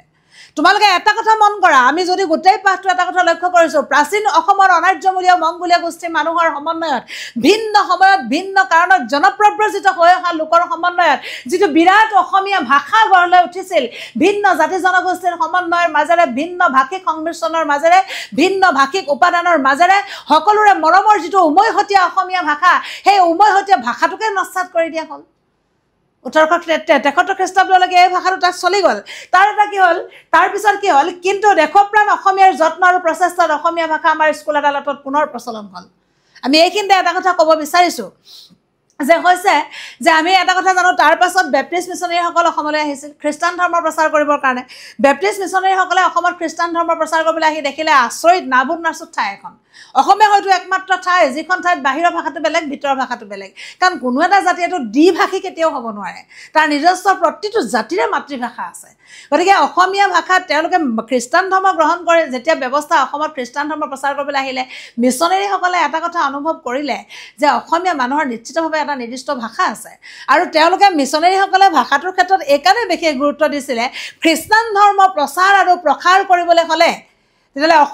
অসমৰ যিটো মূল ভাষা সেই মূল ভাষাটোৰ মাধ্যমেৰেহে তেওঁলোক আগবাঢ়ি যাব পাৰিব এটা কথা আমি সকলোৱে সদায় মনত ৰখা উচিত আমি সকলো ভাষা জানিব লাগে সকলো ভাষা জানিবলৈ আমি যত্ন কৰিব লাগে কিন্তু মাতৃভাষাৰ যিটো গোন্ধ সেই মাতৃভাষাৰ যিটো সুৰীয়া যিটো তাৰ টান সেই টানটো কিন্তু পৃথিৱীৰ ক'তো আচলতে বিচাৰি পোৱা নাযায় আৰু তুমি এটা কথা মন কৰিবা যে নিজস্ব ভাষাটোৰ মাধ্যমেৰেহে মানুহে কল্পনা কৰিব পাৰে নিজস্ব ভাষাটোৰ মাধ্যমেৰে মানুহে বাস্তৱতা উপলব্ধি কৰিব পাৰে নিজস্ব ভাষাটোৰ মাধ্যমেৰেহে মানুহে কল্পনাৰ উতুংগ শিখৰলৈ যাব পাৰে সপোন দেখিব পাৰে জীৱনত কল্পনা কৰিব পাৰে সেয়াই মাতৃভাষা গতিকে এই যিটো মাতৃভাষা সেইকাৰণে বেপ্টিষ্ট মিছনাৰীসকলে এটা কথা অৱলোকন কৰিছিল যে নিৰ্দিষ্ট ভাষাটোক তেওঁলোকে উদ্ধাৰ কৰিব লাগিব আৰু সেইকাৰণে তোমালোকে জানা ৰংপুৰৰ বাকৰিত কোনখন প্ৰথম যিখন আলোচনী কাকত আহিছিল অৰুণোদয় যিসকল বেপ্টিষ্ট মিছনাৰীসকলৰ উদ্যোগত সেই অৰুণোদয় কাকতৰ জন্ম হৈছিল তাৰ পাছতহে আধুনিক যুগৰ সূচনাত জোনাকী কাকতৰ জন্ম হৈছিল বাৰু সেয়া যি নহওক সেইসকলৰ প্ৰচেষ্টাত সেইখিনি সময়ত অৰুণোদয় যুগত যিসকল লোকে সাহিত্য সাধনাৰ মাধ্যমেৰে অসমীয়া ভাষাটোক পুনৰ জীপাল কৰিবলৈ যত্ন কৰিছিল সেইসকল বৰেণ্য ব্যক্তিৰ ভিতৰত এজন ব্যক্তিৰ মই নাম ল'ম সেইজন হৈছে আনন্দৰাম ঢেকিয়াল ফুকন আমি সকলোৱে সেই অৰুণোদয় যুগৰ কথা আমি নিশ্চিতভাৱে সকলোৱে জানো বা পাইছোঁ যদি তোমালোকৰ ক'ৰবাত অকণমান আশংকাও আছে তেতিয়াহ'লে তোমালোকে ভাষাৰ বুৰঞ্জী চাই কথাখিনি উদ্ধাৰ কৰি ল'ব পাৰিবা বুলি মই আশা কৰিছোঁ গতিকে সেইখিনি সময়ত কি কৰিছে এই যে ৩৬ চনৰ পিছৰ পৰা কিন্তু অসমত কি কৰা হ'ল বাংলা ভাষাটোক পুনৰ কিন্তু দেশৰ প্ৰাণ অসমীয়াৰ যত্ন আৰু প্ৰচেষ্টাত অসমৰ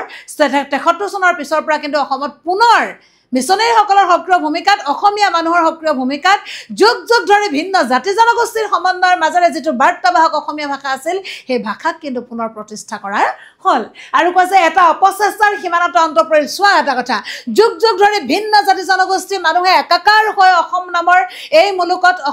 মুলুকত সেইসকল লোকে এক বিৰাট অসমীয়া জাতি গঢ় দি তুলিছিল এক বিৰাট এটা সবল অসমীয়া ভাষাক তেওঁলোকে নেতৃত্ব দিছিল সেই ভাষাটো যেতিয়া মষিমূৰ হৈ গৈছিল সেই সীমানাতে অপচেষ্টাৰ অন্ত পৰিল কিন্তু আমাৰ অসমীয়া যিটো জাতি বিভিন্ন জাতি জনগোষ্ঠীৰ মাজত অসমীয়া যিটো সেতুবন্ধন তাৰ প্ৰথমটো আমাৰ কি হৈছিলে পতনমুখী যাত্ৰা আৰম্ভ কৰিছিল ভাষাৰ ক্ষেত্ৰত কিন্তু অসমীয়া মানুহৰ দৃঢ়তাত অসমীয়া মানুহৰ অধ্যৱসায়ৰ জৰিয়তে তাত কিন্তু কি কৰা হ'ল বিচ্ছিন্নতাকামীৰ প্ৰথম অপচেষ্টা যিসকলে আমাক ভাগ ভাগ কৰিবলৈ যত্ন কৰিছিল সেইসকলৰ প্ৰথম যিটো চেষ্টা সেইটো কিন্তু অথলে গ'ল আৰু কৈছে অসমীয়াৰ বিপৰ্যয় প্ৰতিহত হ'ল অসমীয়া মানুহৰ জীৱনলৈ অহা প্ৰথমটো বিপদ সেই বিপদৰ পৰা তেওঁলোকে মুকলি হ'বলৈ আৰম্ভ হ'ল আমি ভাষাৰ বুৰঞ্জী এইকাৰণে পঢ়িব লাগে আৰু প্ৰত্যেকে আমি এটা কথা ন দি কৰি চাব লাগে এটা কথা আমি বৰ্তমানৰ সময়ত আমি অতিবাহী গৈছোঁ বৰ্তমানৰ সময়ত আমাৰ ভিন্ন আমাৰ মানসিক চিন্তাবোৰ বেলেগ বেলেগ আমি সকলো ভাষা সমানে জানিব লাগে আন্তৰ্জাতিক ভাষা হিচাপে যেনেকৈ আমি ইংৰাজী জানিব লাগে ৰাষ্ট্ৰীয় ভাষা হিচাপে আমি যেনেকৈ হিন্দী ভাষা জানিব লাগে ভাষা শিকাত কোনো ধৰণৰ বাধা নাই কিন্তু এটা কথা আমি সকলোৱে মন কৰিব লাগে তুমি যিমানে ভাষা আয়ত্ব কৰিবলৈ নোযোৱা তাৰ কাৰণে কিন্তু কি কৰা হৈছে আমাৰ মাতৃভাষাৰ প্ৰতি যিটো সবল জ্ঞান মাতৃভাষাত যিটো আমাৰ সবল দখল সেইটো কিন্তু নিতান্ত আমাৰ সকলোৱে থকাটো প্ৰয়োজন আৰু সকলোৱে নিজৰ মাতৃভাষাৰ প্ৰতি যিটো আমাৰ দাবীদাৰ যিটো দায়বদ্ধতা সেইটো থাকিলেহে আমাৰ জাতীয় প্ৰেৰণাৰে আমি উৎসাহিত হৈ আমাৰ কি হৈছে যিটো উত্তৰ প্ৰজন্ম সেই উত্তৰ প্ৰজন্মটো কিন্তু মেৰুদণ্ডটো দৃঢ় হ'ব বুলি আমি ক'ব পাৰোঁ সেইকাৰণে আমি ইমানলৈকে পাঠটোৰ ভিতৰত আমি পাইছোঁ অসমীয়া জাতিটো এটা সংস্কৃতি সম্পন্ন সংমিশ্ৰিত সংস্কৃতি সম্পন্ন জাতি কিয় কোৱা হয় তাকো আমি ব্যাখ্যা কৰিছোঁ অসমীয়া জাতিৰ ক্ষেত্ৰত ৰূপান্তৰৰ প্ৰক্ৰিয়া আহিছে তাকো আমি ব্যাখ্যা কৰিছোঁ আমি অসমত যুগ যুগ ধৰি বসবাস কৰা প্ৰাচীন যিসকল জনগোষ্ঠী আছে সেইসকলৰ বিষয়ে আমি পাইছোঁ অসমত বসবাস কৰা মংগোলীয় গোষ্ঠীৰ বিষয়ে আমি পাইছোঁ ত্ৰয়োদশ শতিকাত ভিন্ন কাৰণত ভাৰতবৰ্ষৰ বিভিন্ন ৰাজ্যৰ পৰা অসমলৈ প্ৰব্ৰজিত হোৱাৰ কাৰণসমূহ আমি পাইছোঁ কোনখিনি মানুহ লগ লাগি অসমীয়া মানুহ হৈছে সেইটো আমি পাইছোঁ এই গোটেই মানুহখিনিৰ মাজত আমি একীভূত হৈ থকা অৱস্থাত প্ৰথম আমাৰ জীৱনলৈ অহা বিপৰ্যয়ৰ বিষয়ে আমি সকলোৱে পাইছোঁ গতিকে এই কথাখিনি আমি যিমানখিনি পাইছোঁ পাঠটোত এতিয়ালৈকে এই গোটেইখিনি কথা পইণ্ট আউট কৰি তোমালোকে এই কথাখিনি নিজে এবাৰ ভাবিবলৈ যত্ন কৰিবা পৃষ্ঠাবোৰ খুলি নিজে পঢ়িবলৈ যত্ন কৰিবা তাৰ পাছত আমি যাম ব্ৰিটিছ আহিল চাহ উদ্যোগ প্ৰতিষ্ঠা হ'ল লগে লগে এডল নতুন বৃত্তিয়াল আহি অসম দেশত বসবাস কৰিবলৈ ল'লে এওঁলোক দেহে খাতি খোৱা মানুহ চাহ বনোৱাসকল আমি ক্ৰম অনুসৰি এটা কথা চাই যাব লাগে যে অসমত পূৰ্বৰ বাসিন্দা কোনসকল আছিল কোনখিনি কাৰণত কোনখিনি সময়ৰ পৰা অসমলৈ জনপ্ৰব্ৰজন আৰম্ভ হৈছিল কি কাৰণত অসমলৈ জনপ্ৰব্ৰজিত হৈছিল আৰু জনপ্ৰব্ৰজিত লোকে কেনেকৈ নিজৰ ঠাইৰ সৈতে সম্বন্ধ ছেট কৰি অসমীয়া থলুৱা মানুহৰ মাজত একাকাৰ হৈ তেওঁলোকে কেনেকৈ অসমৰ জাতি গঠন প্ৰক্ৰিয়া অব্যাহত ৰখাৰ লগতে অসমৰ বাৰেৰহণীয়া সংস্কৃতি গঠনৰ ক্ষেত্ৰত সেই সকল লোকৰ ভূমিকা কি পাঠটোত খুব সুন্দৰভাৱে ক্ৰম অনুসৰি দিছে তোমালোকে কথাখিনি এটা এটা পেৰাগ্ৰাফ কৈ ভাঙি ভাঙি কোন কেতিয়া আহিছে বস্তুখিনি আচলতে মনত পেলালে হ'ব এইটো সমাজ বিজ্ঞানৰ পাঠৰ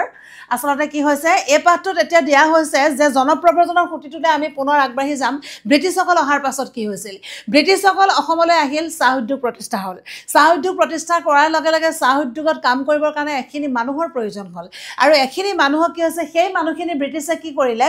যে এওঁলোক আহিল ভাৰতৰ বিভিন্ন অঞ্চলৰ পৰা বিহাৰ উৰিষ্যা মধ্যপ্ৰদেশ আৰু উত্তৰ প্ৰদেশৰ পৰা চাউতাল কুৰ্মী মুছহৰ মুণ্ডা তেলেঙা হো ভূমিজ ওৰাং তাঁতী লোহাৰ আদি অসমৰ চাহ উদ্যোগৰ অপৰিহাৰ্য কৰ্মীৰূপে এইসকল অসমত বৰ্তি থাকিল গতিকে চাহ উদ্যোগত কাম কৰিবৰ কাৰণে উত্তৰ প্ৰদেশ বিহাৰ উৰিষ্যা মধ্যপ্ৰদেশ এনেকুৱা বিভিন্ন ৰাজ্যৰ পৰা এখিনি মানুহক ব্ৰিটিছসকলে অসমলৈ লৈ আহিছিল যিসকলৰ মানুহৰ কথা কোৱা হৈছে যে দেহে খাতি খোৱা মানুহ শাৰীৰিক পৰিশ্ৰমৰ জৰিয়তে যিসকলে জীৱন নিৰ্বাহ কৰে সেই অৰ্থতে তেওঁলোকক দেহে খাতি খোৱা মানুহ বুলি কৈছে দেহৰ শক্তিৰে যিখিনি কাম কৰে সেই মুছহৰ তেলেঙা হো ভূমিজ ওৰাং এনেকুৱা ধৰণৰ যিসকল চাহ বাগান এলেকাত যিসকল জনগোষ্ঠীয় লোক এতিয়াও বসবাস কৰি আছে সেই জনগোষ্ঠীয় লোকসকলক অসমলৈ তেওঁলোকে চাহ বাগানত কাম কৰিবৰ কাৰণে কৰ্মী হিচাপে লৈ অহাৰ ব্যৱস্থা কৰা হ'ল কালক্ৰমত এইসকলে নিজৰ কৃষ্টি সংস্কৃতি কিছু সংৰক্ষণ কৰি হ'লেও অসমীয়া মাত কথা গ্ৰহণ কৰি থলুৱা লোকৰ আচাৰ নীতি সাজপাৰ গ্ৰহণ কৰি কালৰ খুঁটত অসমীয়া জাতিৰ অবিচ্ছেদ্য অংগ হৈ অসমৰ আৰ্থিক জীৱনত অৰিহণা যোগালে এতিয়া হৈছে কি এটা সময়ত ব্ৰিটিছ গুচি গ'ল কিন্তু ব্ৰিটিছ গুচি গ'ল চাহ উদ্যোগত কাম কৰা এই যিসকল লোক আছিলে উৰিষ্যা উত্তৰ প্ৰদেশ মধ্যপ্ৰদেশৰ পৰা অহা দেহে খাতি খোৱা মানুহ যিসকলক অসমলৈ লৈ অহা হৈছিলে মুছহৰ তেলেঙা হো ভূমিজ ওৰাং এই যিসকল জনগোষ্ঠীয় মানুহ অসমলৈ লৈ অহা হৈছিল ব্ৰিটিছসকল গুচি যোৱাৰ পাছত কিন্তু সেই লোকসকল অসমতে থাকি গুচি গ'ল যে অসমতে থাকি গুচি গ'ল অসমত থাকি কিছু পৰিমাণে তেওঁলোকে কি কৰিলে অসমীয়া মানুহৰ মাত কথা গ্ৰহণ কৰিলে অসমৰ সংস্কৃতিৰ লগত তেওঁলোক লাহে লাহে বিলীন হ'বলৈ আৰম্ভ কৰিলে আটাইতকৈ ডাঙৰ কথা অসমৰ অৰ্থনীতিত অসমৰ আৰ্থিক জীৱনত পূৰ্ণভাৱে অৰিহণা যোগাইছিল এইসকল মানুহে যিসকলক ব্ৰিটিছে চাহ বাগানৰ কৰ্মী হিচাপে কাম কৰিবলৈ লৈ আহিছিল ইয়াৰ পিছত আহিলে কিন্তু এওঁলোকক শিক্ষা দিয়াৰ কাৰণে কোনো ব্যৱস্থা নোলোৱাত অতি অনগ্ৰসৰ হ'ল অনগ্ৰসৰ মানে পিছ পৰি যোৱা অসমৰ থলুৱা সংস্কৃতিৰ লগত খাপ খোৱাত যথেষ্ট পলম হ'ল বিশেষ এটা ঔদ্যোগিক আবেষ্টনীৰ মাজত বসবাস কৰিবলৈ লোৱা কাৰণেও থলুৱা সংস্কৃতিৰ পৰা আঁতৰিও পৰিল এতিয়া কথা হৈছে কি এই যিসকল চাহ বাগানৰ যিসকল মুছহৰ তেলেঙা হো ভূমিজ ওৰাঙৰ পৰা যিসকল লোক এতিয়াও চাহ বাগানত বসবাস কৰি আছে যিসকলে কি কৰা হৈছে সেইসকলক কিন্তু ব্ৰিটিছসকলে লৈ আহিছিলে চাহ বাগানৰ কাম কৰিবৰ কাৰণে তেওঁলোকক চাহ বাগানৰ ঔদ্যোগিক আবেষ্টনী মানে চাহ বাগানৰ কাৰখানাৰ মাজতে তেওঁলোকৰ জীৱন নিৰ্বাহৰ ব্যৱস্থা গ্ৰহণ কৰি দিয়া হৈছিল চাহ বাগানৰ মাজত সৰু সৰু জুপুৰি ঘৰ নিৰ্মাণ কৰি তেওঁলোকক দিয়া হৈছিল বাহিৰৰ পৃথিৱীৰ লগত তেওঁলোকৰ কোনো ধৰণৰ সম্পৰ্ক নাছিল কাৰণ তেওঁলোকৰ কোনো ধৰণৰ আনুষ্ঠানিক শিক্ষাৰ ওপৰত তেওঁলোকক গুৰুত্ব দিয়া হোৱা নাছিল যিহেতু আনুষ্ঠানিক শিক্ষাৰ ওপৰত গুৰুত্ব যদি দিয়া হয় যদি শিক্ষা ব্যৱস্থা যদি বাহাল ৰখা হয় তেতিয়াহ'লে ব্ৰিটিছে কিন্তু তেওঁলোকক শাসন আৰু শোষণ কৰিব পৰা অৱস্থাত নাথাকিব সেইকাৰণে সেই লোকসকলক কেৱল চাহ বাগানৰ এটা আবেষ্টনীৰ মাজতে বসবাস কৰিবলৈ দিয়া হ'ল কালক্ৰমত এই লোকসকলে কিন্তু অসমৰ আৰ্থিক জীৱনত অৰিহণা যোগালে অসমৰ সাংস্কৃতিক জীৱনত তেওঁলোকে অৰিহণা যোগালে যদিও এই লোকসকল কিন্তু কিছু পৰিমাণে অসমীয়া সমাজ গঠনৰ পৰা অসমীয়া জাতি গঠনৰ পৰা অসমীয়া মানুহৰ পৰা থলুৱা মানুহৰ পৰা তেওঁলোক অকণমান বিচ্ছিন্ন হৈ আঁতৰি থাকিব লগা হ'ল এই কাৰণে আঁতৰি থাকিবলগীয়া হ'ল সেইসকল লোকক এটা ঔদ্যোগিক আবেষ্টনীৰ মাজত বসবাস কৰিবলৈ দিয়া হ'ল আৰু তেওঁলোকক শিক্ষা দিয়াৰ ব্যৱস্থা কোনো গ্ৰহণ কৰা নহ'ল আৰু গ্ৰহণ কৰা নহ'ল কাৰণে সেইসকল লোক সেই ঔদ্যোগিক আবেষ্টনীৰ মাজতে তেওঁলোকৰ জীৱন নিৰ্বাহৰ প্ৰণালী কল কাৰখানাৰ ধোঁৱাৰ মাজতে তেওঁলোকৰ জীৱনৰ দিনবোৰ পাৰ হ'বলৈ আৰম্ভ কৰিলে কিন্তু এটা কথা মন কৰিব লাগিব যে ব্ৰিটিছসকল গুচি যোৱাৰ পাছত এই যে লোকসকল অসমত থাকি গুচি গ'ল এই লোকসকলে লাহে লাহে অসমীয়া সমাজ জীৱনৰ লগত তেওঁলোক একীভূত হ'বলৈ আৰম্ভ কৰিলে লাহে লাহে অসমীয়া মাত কথা তেওঁলোকে গ্ৰহণ কৰিলে অসমীয়া মানুহৰ মাজত তেওঁলোকে জাহ যাবলৈ আৰম্ভ কৰিলে আটাইতকৈ ডাঙৰ কথা অসমৰ আৰ্থিক জীৱনত তেওঁলোকে বিশেষ ভূমিকা পালন কৰিলে ব্ৰিটিছসকলে এৰি থৈ যোৱা এই চাহ বাগানৰ কৰ্মীসকলো কালক্ৰমত অসমৰে অসমীয়া বুলি চিহ্নিত হ'ল তাৰ পাছৰ পৰ্যায়লৈ আমি যাম তাৰ পাছৰ পৰ্যায়ত আছে যে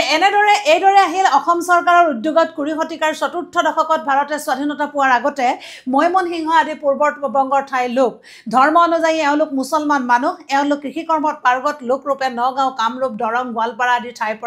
ঠাইৰ মাটি ভাঙি বকৰাণীত খেতি কৰি অসমত খেতি কৰা বিবিধ প্ৰণালী আৰু পদ্ধতি প্ৰৱৰ্তন কৰিলে চৰা অঞ্চল আৰু বাকৰি আবাদ কৰিলে মৰাপাটৰ খেতি বহল প্ৰচাৰ আৰু প্ৰসাৰতা লাভ হ'ল এওঁলোকৰ পৰাই কিন্তু মন কৰিবলগীয়া যে এওঁলোকে নিজৰ মাতৃভাষা জলাঞ্জলি দি অসমীয়া ভাষাকে গ্ৰহণ কৰি অসমীয়া মাধ্যমৰ স্কুল পাতি এই দেশৰ থলুৱা প্ৰজাৰ লগত মিলিবলৈ চেষ্টা চলালে কালক্ৰমত এওঁলোককে ন অসমীয়া মুছলমান বুলি কোৱা হয় ন অসমীয়া মুছলমান শব্দটো অকণমান বিতৰ্কিত বুলি গণ্য কৰা হয় ন অসমীয়া মুছলমান সম্পৰ্কত আচলতে তেনেকুৱা ধৰণৰ প্ৰশ্নোত্তৰ সাধাৰণতে দিবলৈ এৰি দিয়া নিচিনা হয় আচলতে কথাটো হৈছে কি ন অসমীয়া মুছলমান বুলি ক'লে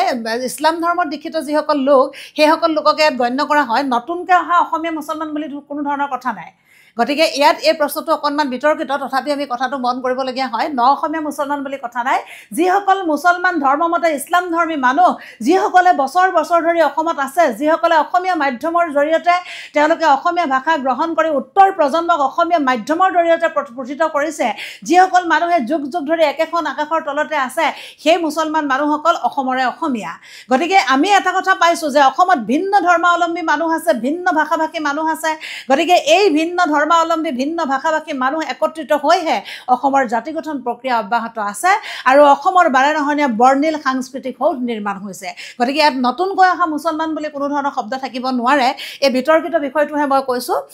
এই গোটেইবোৰক লৈয়ে অসমীয়া জাতি অসমীয়া ভাষাৰে এওঁলোকে নিজকে প্ৰতিষ্ঠা কৰি থাকিল তাৰ পাছত আহিলে যে ব্ৰিটিছসকল অহাৰ পাছত যেনেকৈ চাহ বাগানৰ কৰ্মীসকল আহিল চাহ বাগানৰ কৰ্মীসকলক এটা সময়ত ব্ৰিটিছসকলে যেনেকৈ এৰি থৈ গুচি গ'ল কালক্ৰমত চাহ বাগানৰ কৰ্মীসকল অসমীয়া সমাজ জীৱনৰ এক বিশেষ অংগলৈ ৰূপান্তৰিত হ'ল তাৰ সমান্তৰালভাৱে যে এইদৰে আহিল অসম চৰকাৰ উদ্যোগ 20 শতিকাৰ চতুৰ্থ দশকত অৰ্থাৎ ভাৰতবৰ্ষৰ স্বাধীনতা পোৱাৰ আগতেই মৈমনসিংহ আদি পূৰ্ববংগৰ ঠাইৰ লোক ধৰ্ম অনুযায়ী এখিনি মুছলমান মানুহ অসমলৈ কি হৈছে প্ৰব্ৰজিত হৈ আহিল তেওঁলোকে ধৰ্মমতে ইছলাম ধৰ্মী মানুহ কিন্তু তেওঁলোকে বিশেষ ধৰণে ভিন্ন কামত তেওঁলোক পাৰ্গত বিশেষ ধৰণে খেতিৰ বিবিধ প্ৰণালীৰ ক্ষেত্ৰত তেওঁলোক পাৰ্গত আমি এটা কথা মন কৰোঁ যে ভিন্ন চৰ অঞ্চলবিলাকত যিসকল মানুহে আৱাসভূমি নিৰ্ণয় কৰি লৈছে যিসকল চৰ অঞ্চলত যিসকল মানুহে অবিৰাম গতিৰে শাৰীৰিক শ্ৰমেৰে কাম কৰিছে সেই লোকসকল কালক্ৰমত তেওঁলোকে এই কি হৈছে দৰং গোৱালপাৰা নগাঁও এনেকুৱা ধৰণৰ ঠাইত তেওঁলোকে বকৰাণী মাটি ভাঙি তেওঁলোকে থাকিবলৈ আৰম্ভ কৰিলে তেওঁলোকে খেতিৰ বিবিধ প্ৰণালী প্ৰচলন কৰিলে যদিও ইয়াত এটা বাক্য কথা কোৱা হৈছে বিবিধ প্ৰণালী প্ৰচলন কৰিছে চৰ অঞ্চল আৰু বাকৰি আবাদ কৰি মৰাপাটৰ খেতি বহল প্ৰচাৰ আৰু প্ৰসাৰতা লাভ হ'ল এওঁলোকৰ পৰা ইয়াত কিন্তু এটা বুৰঞ্জীসন্মত এটা গণ্ডগোল আছে কাৰণ মৰাপাটৰ খেতিটো চতুৰ্থ দশকত নহয় যিহেতু আমি যুগ ধৰি অসমীয়া সমাজ ব্যৱস্থাত পাই আহিছোঁ যে মৰাপাটৰ খেতি হ'বলৈ হ'লে আমাৰ যিটো গৰু বন্ধা ৰছী যিডাল পঘাডাল সেই পঘাডাল যুগ ধৰি অসমীয়া মানুহে ঘৰতে তৈয়াৰ কৰিছিলে আৰু তেনেধৰণে কি হৈছিলে তিতামৰাৰ খেতি কৰিছিলে তাৰ বাকলিৰ পৰা ঘৰুৰ পঘা নিৰ্মাণ কৰিছিলে মৰাপাটৰ বাকলিৰ পৰা গতিকে সেই বাকলি নিৰ্মাণ কৰা বস্তুটো কিন্তু এইসকল অহাৰ আগতো আচলতে অসমত তাৰ বহল প্ৰসাৰ আছিল বা সেয়া যি নহওক যে এই যিসকল ধৰ্মমতে মুছলমান মানুহ অসমলৈ প্ৰব্ৰজিত হৈ আহিছিল সেই লোকসকলে কিন্তু চৰ অঞ্চলত তেওঁলোকে থাকিবলৈ আৰম্ভ কৰিছিল আৰু বিবিধ ধৰণে তেওঁলোকে অসমৰ মাটিত তেওঁলোকে চৰ অঞ্চলবিলাক বাকৰি আবাদ কৰি তেওঁলোকে খেতিৰ উপযোগী কৰি তুলিছিল সেই ঠাইবিলাক আৰু আটাইতকৈ ডাঙৰ কথা তেওঁলোকে অসমীয়া ভাষাটো গ্ৰহণ কৰিছিল অসমীয়া ভাষা গ্ৰহণ কৰি অসমীয়া মাধ্যমৰ স্কুল পাতি তেওঁলোকে নিজৰ উত্তৰ যিটো প্ৰজন্ম সেই উত্তৰ প্ৰজন্মটোক তেওঁলোকে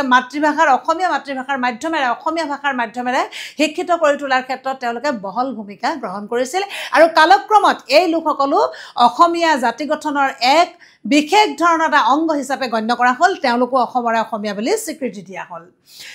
আৰু তাৰ পাছত ক'লে অসমীয়া ভাষাৰে এওঁলোকে নিজকে প্ৰতিষ্ঠা কৰি থাকিল তাৰপিছত আছে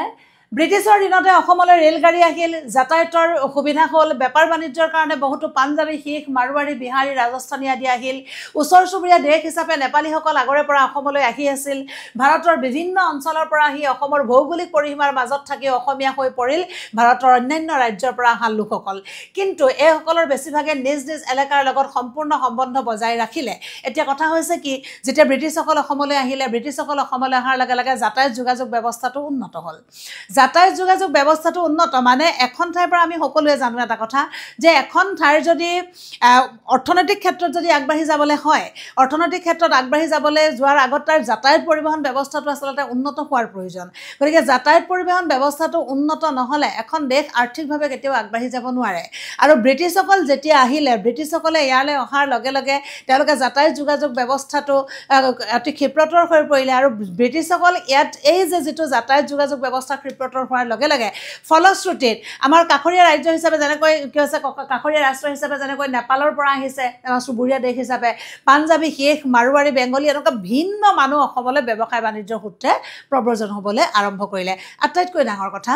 এই যে যি সময়ত অসমত এখিনি অনাৰ্যমূলীয় মানুহ বসবাস কৰিছিল আমি পাইছোঁ কিতাপত যে ত্ৰয়োদশ শতিকাৰ পৰা ভাৰতবৰ্ষৰ ভিন্ন ৰাজ্যৰ পৰা অসমলৈ জনপ্ৰব্ৰজন আৰম্ভ হৈছিল ভিন্ন কাৰণত কিন্তু আটাইতকৈ মন কৰিবলগীয়া কথা সেইখিনি সময়ত যিটো জনপ্ৰব্ৰজনৰ সুঁতি অসমলৈ আহিছিল সেই লোকসকলে কিন্তু অসমৰ থলুৱা মানুহৰ লগত মিলি গৈছিল আৰু কালক্ৰমত তেওঁলোকে সমান্তৰালভাৱে অসমীয়া ভাষা গ্ৰহণ কৰি অসমৰ জাতি গঠনত ইন্ধন যোগাইছিল প্ৰব্ৰজিত লোকে থলুৱা মানুহৰ লগত মিহলি হৈ পৰিছিল থলুৱা মানুহে প্ৰব্ৰজিত মানুহৰ লগত একাকাৰ হৈ পৰিছিল তাৰ ফলস্বৰূপে এক বৃহৎ অসমীয়া জাতি গঠন প্ৰক্ৰিয়া আৰম্ভ হৈছিল কিন্তু ব্ৰিটিছসকল অহাৰ পাছত যিটো যাতায়াত যোগাযোগ ব্যৱস্থাৰ উন্নতি কল্পে ব্যৱসায় বাণিজ্যৰ সূত্ৰে যিমান শেখ মাৰোৱাৰী বেংগলীৰ পৰা আৰম্ভ কৰি যিমানখিনি জনপ্ৰব্ৰজনৰ সুঁতি অসমলৈ আহিল তেতিয়া কিন্তু তাত কি কৰিছিলে আগৰ নিচিনাকৈ সহজ সৰল ভাৱটোৰ কিন্তু উন্মেষ হোৱা দেখা নগ'ল এইসকলৰ বেছিভাগ মানুহে কি কৰিলে অসমত ব্যৱসায় বাণিজ্য কৰিলে আৰু তেওঁলোকে নিজৰ পূৰ্বৰ ঠাইৰ সৈতে কিন্তু তেওঁলোকৰ সম্বন্ধবোৰ অটুট থাকিল গতিকে আৰু তাত কি কৰা হৈছে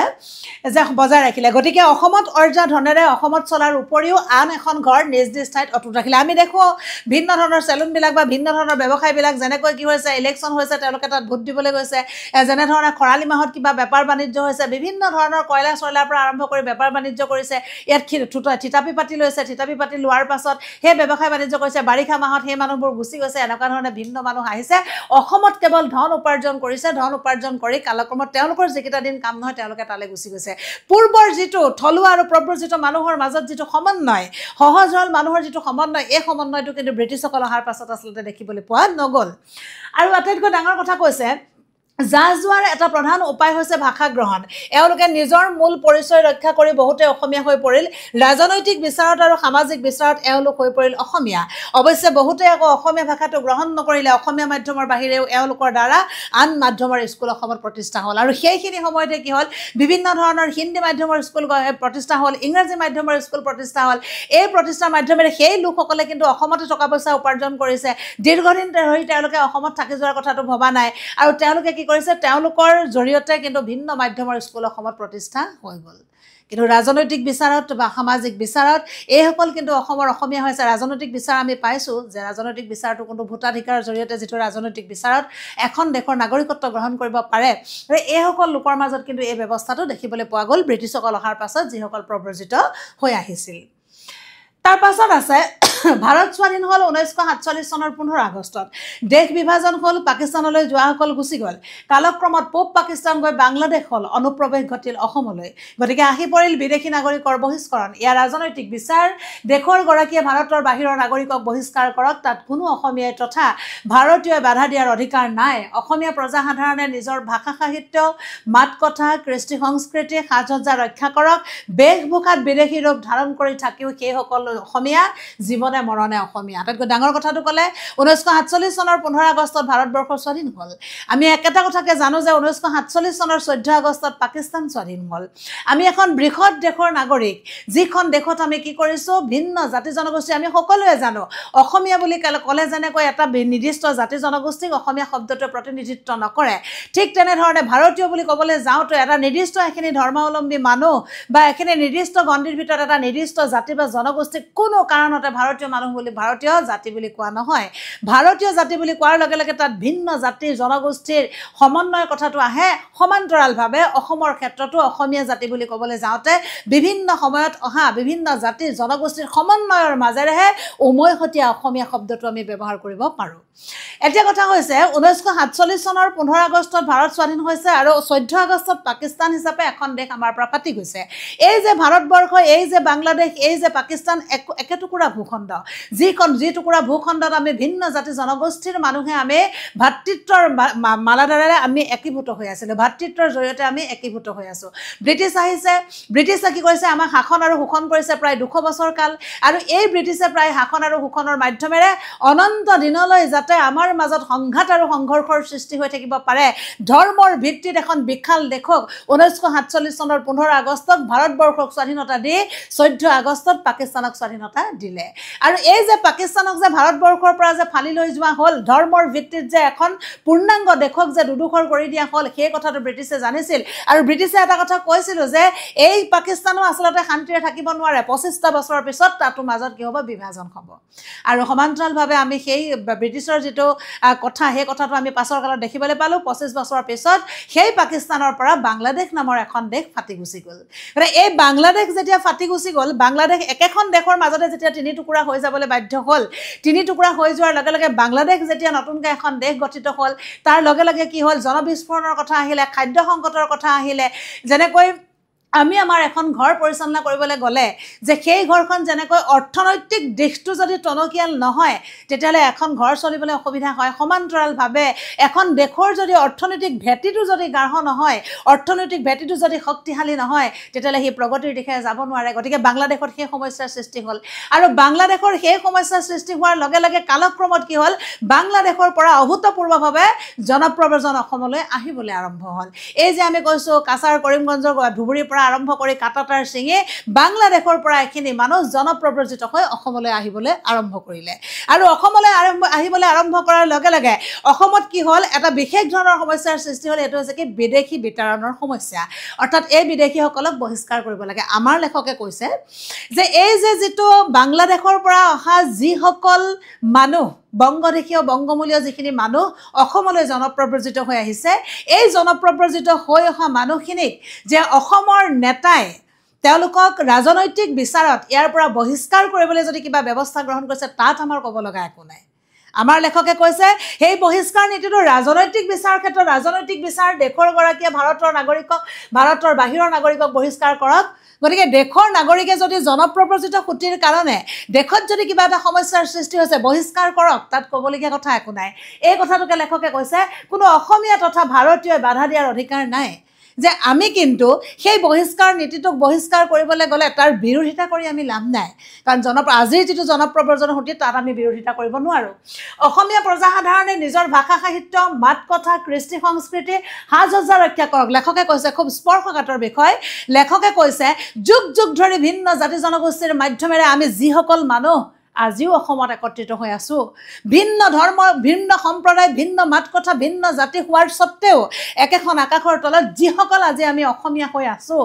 সেই সকল লোকে কিন্তু যি এমুঠিমান অসমীয়া মানুহ আছো সেই সকল লোকে কিন্তু এই ৰাজনৈতিক বিচাৰৰ বলি নহয় সেই সকলে যাতে যুগ যুগ ধৰি যেনে ধৰণে একত্ৰিত হৈ আছে ভিন্ন ভাষাধৰ্মী মানুহ হোৱাৰ সত্ত্বেও সেই সকল লোকে কিন্তু আজিও মনে প্ৰাণে অসমীয়া হৈ থাকক অসমীয়া মাত কথা গ্ৰহণ কৰি অসমীয়া মাত কথাৰে তেওঁলোকে অসমীয়া হাজহজাৰে তেওঁলোকে যুগ যুগ ধৰি যেনেকৈ অসমীয়া হৈ আছে আজিও অসমীয়া হৈ থাকক আৰু কৈছে বেশভূষা বিদেশী ৰূপ ধাৰণ কৰি থাকিও সেই সকল অসমৰ অসমীয়া জীৱনে মৰণে অসমীয়া যুগ যুগ ধৰি স্বকীয়তা ৰক্ষা কৰিও যিসকলে অসমৰ সৰ্বাংগীন জীৱনৰ ক্ষেত্ৰত তেওঁলোকে একত্ৰিত হৈ অসমীয়া সমাজ গঠনৰ ক্ষেত্ৰত তেওঁলোকে অৰিহণা যোগাইছে সাজপাৰ বেলেগ হ'ব পাৰে তেওঁলোকৰ কৃষ্টি সংস্কৃতি বেলেগ হ'ব পাৰে কিন্তু অসমীয়া মাধ্যমৰ জৰিয়তে অসমীয়া ভাষা গ্ৰহণ কৰি একেখন আকাশৰ তলতে থাকি সমস্বৰে অসমীয়া বুলি যিসকলে নিজকে পৰিচয় দিয়ে বিদেশী যদিও সেই সকল লোক কিন্তু একত্ৰিত হৈ থকাটো নিতান্তই প্ৰয়োজন গতিকে অসমীয়া সমাজ জীৱনলৈ যদি সংঘাত আহিবলৈ হয় সেই সংঘাত নিৰ্মূল কৰিবলৈ হ'লে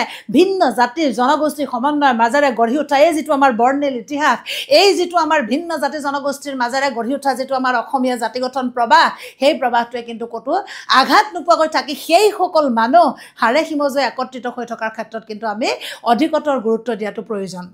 ইয়াৰ পিছত কলে ব্ৰিটিছ অহাৰ লগে লগে ৰেলগাড়ী যেনেকৈ আহিল কোট পেণ্টটো আহিল কেক বিস্কুটটো আহিল বিমান আৰু মটৰ পৰিবহণো চালু হ'ল হোটেল প্ৰতিষ্ঠা হ'ল বিভিন্ন খাদ্য সামগ্ৰী পৰিবেশন কৰিবলৈ ল'লে এতিয়া ব্ৰিটিছসকল অহাৰ লগে লগে যাতায়াত যোগাযোগ ব্যৱস্থাটো আমি আগবাঢ়ি গ'ল বুলি কোৱা হৈছে হোটেলৰ প্ৰচলন হ'ল আৰু এটা কি হৈছে তেওঁলোক অহাৰ লগে লগে কোট পেণ্টটো আহিল কি হৈছে টাই মাৰিবলৈ আৰম্ভ কৰিলে চাৰ্ট পিন্ধিবলৈ আৰম্ভ কৰিলে কোট পিন্ধিবলৈ আৰম্ভ কৰিলে পশ্চিমীয়া ঢং এটা অসমীয়া মানুহৰ মাজলৈ লাহে লাহে প্ৰবাহিত হ'বলৈ আৰম্ভ কৰিলে কেক বিস্কুটৰ পৰা বিমান মটৰ পৰিবহণ চালু হ'ল এইখিনি কি হৈছে এই গোটেই যাতায়াত যোগাযোগ ব্যৱস্থাৰ পৰা আৰম্ভ কৰি সমাজ জীৱনলৈকে খাদ্য প্ৰণালীলৈকে এক বিৰাট পৰিৱৰ্তন সাধিত হ'ল বুলি ক'ব পৰা যায় এটা সময়ত ব্ৰিটিছ গ'ল চাহ উদ্যোগ ৰ'ল ৰেলগাড়ী ৰ'ল প্লেন ৰ'ল আগৰে পৰা হিন্দু মুছলমানৰ সমাজত লোকঢাককৈ চলা খানা পিনা সামাজিকভাৱে আৰু হোটেলৰ যোগেদি পৰিৱেশনৰ ব্যৱস্থা হ'ল আৰু যুগ যুগ ধৰি আমাৰ অসমীয়া সমাজ জীৱনত কি আছিল যিহেতু আমি পাইছোঁ যে আনুষ্ঠানিক শিক্ষাৰে শিক্ষিত মানুহৰ পৰিমাণটো তেতিয়াও বহুত কম আছিল আৰু যুগ যুগ ধৰি অসমীয়া সমাজ জীৱনটো কেনেকুৱা আছিল যে অসমীয়া মানুহ সঁচা অৰ্থত ক'বলৈ গ'লে একেবাৰে সহজ সৰল মানুহ আছিল আৰু আটাইতকৈ ডাঙৰ কথা অসমীয়া মানুহে এটা ভোগৰ জীৱন এটা ভোগালী জীৱন যুগ যুগ ধৰি অতিবাহিত কৰি আহিছে অসমীয়া মানুহৰ হাতত হয়তো এটকা পইচা নাথাকিব পাৰে ভঁৰাল কিন্তু উদং হৈ যোৱা নাই এমুঠি ভাতৰ কাৰণে প্ৰকৃততে অসমীয়া মানুহে হাহাকাৰ কৰিবলগীয়া পৰিৱেশ তেতিয়াও নাছিল আজিও নাই হোৱা যিসকল প্ৰকৃততে আমি যিসকলক অসমীয়া মানুহ বুলি কৈছোঁ সেই মানুহসকলৰ কিন্তু তেনেকুৱা ধৰণৰ অভাৱ ভোগৰ যে আমি হাবিয়ে বননিয়ে গ'লে যেনেকৈ শাক পাচলি পাইছোঁ খালে বিলে যেনেকৈ আমি মাছ পুঠি ধৰিব পাৰিছোঁ পথাৰখন যেনেকৈ সোণবৰণীয়া ধান গুটিৰ পৰা সৰহ মানুহে এমুঠি ভাত খাই থাকিব পৰা অৱস্থাটো অসমীয়া মানুহৰ আজিও আছে গতিকে সেইকাৰণে কি কৰা হৈছে অসমীয়া মানুহৰ ক্ষেত্ৰত যুগ যুগ ধৰি একেটা গণ্ডিৰ ভিতৰত থাকোঁতে অসমীয়া মানুহৰ মাজত আনুষ্ঠানিক শিক্ষাৰ প্ৰসাৰ নোহোৱাৰ ফলস্বৰূপে হয়তো বাহিৰৰ পৃথিৱীখনত একীভূত হওঁতে অসমীয়া মানুহৰ অকণমান সময় লাগিছিল আৰু সেইকাৰণে অসমীয়া মানুহৰ মাজত কিন্তু যুগ যুগ ধৰি কিছুমান অন্ধবিশ্বাস কিছুমান এনেকুৱা ধৰণৰ লোকাচাৰ এনেকুৱা ধৰণৰ চোৱা লগা কিবা লগা এনেকুৱা সৰু সৰু বিভিন্ন ধৰণৰ উপসৰ্গ কিন্তু অসমীয়া মানুহৰ কি হৈছে জীৱন প্ৰক্ৰিয়াত তেওঁলোক কিন্তু তাৰ সৈতে চামিল হৈ আছিল যেতিয়া পৰিবহণ ব্যৱস্থাটো চালু হৈ গ'ল যে পশ্চিমীয়া ঢঙৰ মাজেৰে যেতিয়া পশ্চিমীয়া প্ৰভাৱ এটা অসমীয়া সমাজ জীৱনলৈ আহিবলৈ ধৰিলে মানুহৰ মানসিক জগতৰ পৰিৱৰ্তন হ'ল মানুহৰ চিন্তা শক্তি তাৰ প্ৰকৃতিটো বেলেগ হ'বলৈ আৰম্ভ কৰিলে যুগ যুগ ধৰি মানুহৰ মাজত ভিন্ন জাতি জনগোষ্ঠীৰ মাজত যিটো মানে আমাৰ জাতকুলৰ যিটো বিচাৰৰ কথা আমি কওঁ সাধাৰণতে সেই জাতকুলৰ বিচাৰটো নোহোৱা হৈ গ'ল যেনেকৈ হোটেল ব্যৱস্থা প্ৰচলন হ'ল হোটেল ব্যৱস্থা প্ৰচলনৰ মাধ্যমেৰেতো আমি হোটেল ব্যৱস্থাটো কি কৰা হৈছে কোনে কি গিলাচত খাইছে কোনে কোনখন চিটত বহিছে এই কথাখিনিতো আমাৰ আচলতে দৃষ্টিগোচৰ হ'ব নালাগে আমি সমান হোটেল ব্যৱস্থাৰ প্ৰচলনৰ জৰিয়তে যুগ যুগ ধৰি ভিন্ন জাতি জনগোষ্ঠীৰ মাজত থকা যিখিনি জাত পাতৰ বিচাৰ সেই বিচাৰখিনি নোহোৱা হৈ গ'ল যাতায়াত যোগাযোগ ব্যৱস্থা গ্ৰহণ কৰাৰ লগে লগে একেটা চিটতে ভিন্ন সম্প্ৰদায় ভিন্ন জাতি জনগোষ্ঠীৰ মানুহ বহিবলৈ আৰম্ভ কৰিলে গতিকে তাৰ জৰিয়তে যুগ যুগ ধৰি অহা অসমৰ মানুহৰ মাজত থকা এই যিখিনি অসুচি বিচাৰ সেই বিচাৰখিনি ক্ৰমাৎ নোহোৱা হ'বলৈ আৰম্ভ কৰিলে পাৰ্থা পোলাও কুৰ্মা কোপ্তাৰ লগতে কেক বিস্কুট ৰুটি প্ৰচলন হ'ল বংগদেশীয় ৰসগোল্লা লালমোহন চিংৰা আদি নানা মিঠাই প্ৰচলন হ'ল লুচি পুৰিও সোমাই পৰিল মাদ্ৰাছী ডোচা চাম্বাৰ আৰু ইডলি হোটেলৰ যোগেদি অসমীয়া চিনি পোৱা হ'ল জাতকুলৰ বিচাৰ সেয়া হেৰাই গ'ল চোৱাৰ অন্ত পৰিল একেলগে সকলোৱে খোৱাৰ ব্যৱস্থা হ'ল এতিয়া কি কৰিছে যে ভিন্ন মিঠাই যাতায়াত যোগাযোগ ব্যৱস্থাৰ লগে লগে হোটেল ব্যৱস্থাৰ লগে লগে ভিন্ন ধৰণৰ আমি আগতেও পাঠটোত পাইছোঁ যে বিভিন্ন ধৰণৰ মানুহ জনপ্ৰব্ৰজিত হৈছে ইয়ালৈ জনপ্ৰব্ৰজিত হৈ অহা মানুহে যুগ যুগ ইয়াত থাকিবলৈ আৰম্ভ কৰিলে কালক্ৰমত এটা সম্প্ৰদায় আন এটা সম্প্ৰদায়ৰ দ্বাৰা প্ৰভাৱিত হ'ল এনেধৰণে খাদ্য প্ৰণালী আ অলংকাৰ সাজপাৰ সকলোৰে ক্ষেত্ৰত এক বিৰাট পৰিৱৰ্তন সাধন হ'ল গতিকে এই সাধনৰ মাধ্যমেৰে লাহে লাহে তেওঁলোকৰ মাজত থকা চোৱাৰ অন্ত পৰিল উচ্চ নিচৰ যিখন ভেদাভেদ আছিলে ভেদাভেদৰ যিখন প্ৰাচীৰ সেই প্ৰাচীৰখন ক্ৰমাৎ নোহোৱা হ'বলৈ আৰম্ভ কৰিলে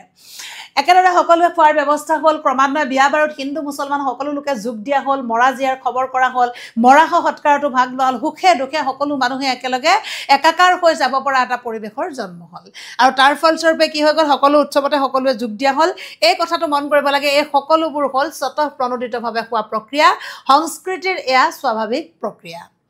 এতিয়া কোৱা হৈছে এই যে কোৱা হৈছে যে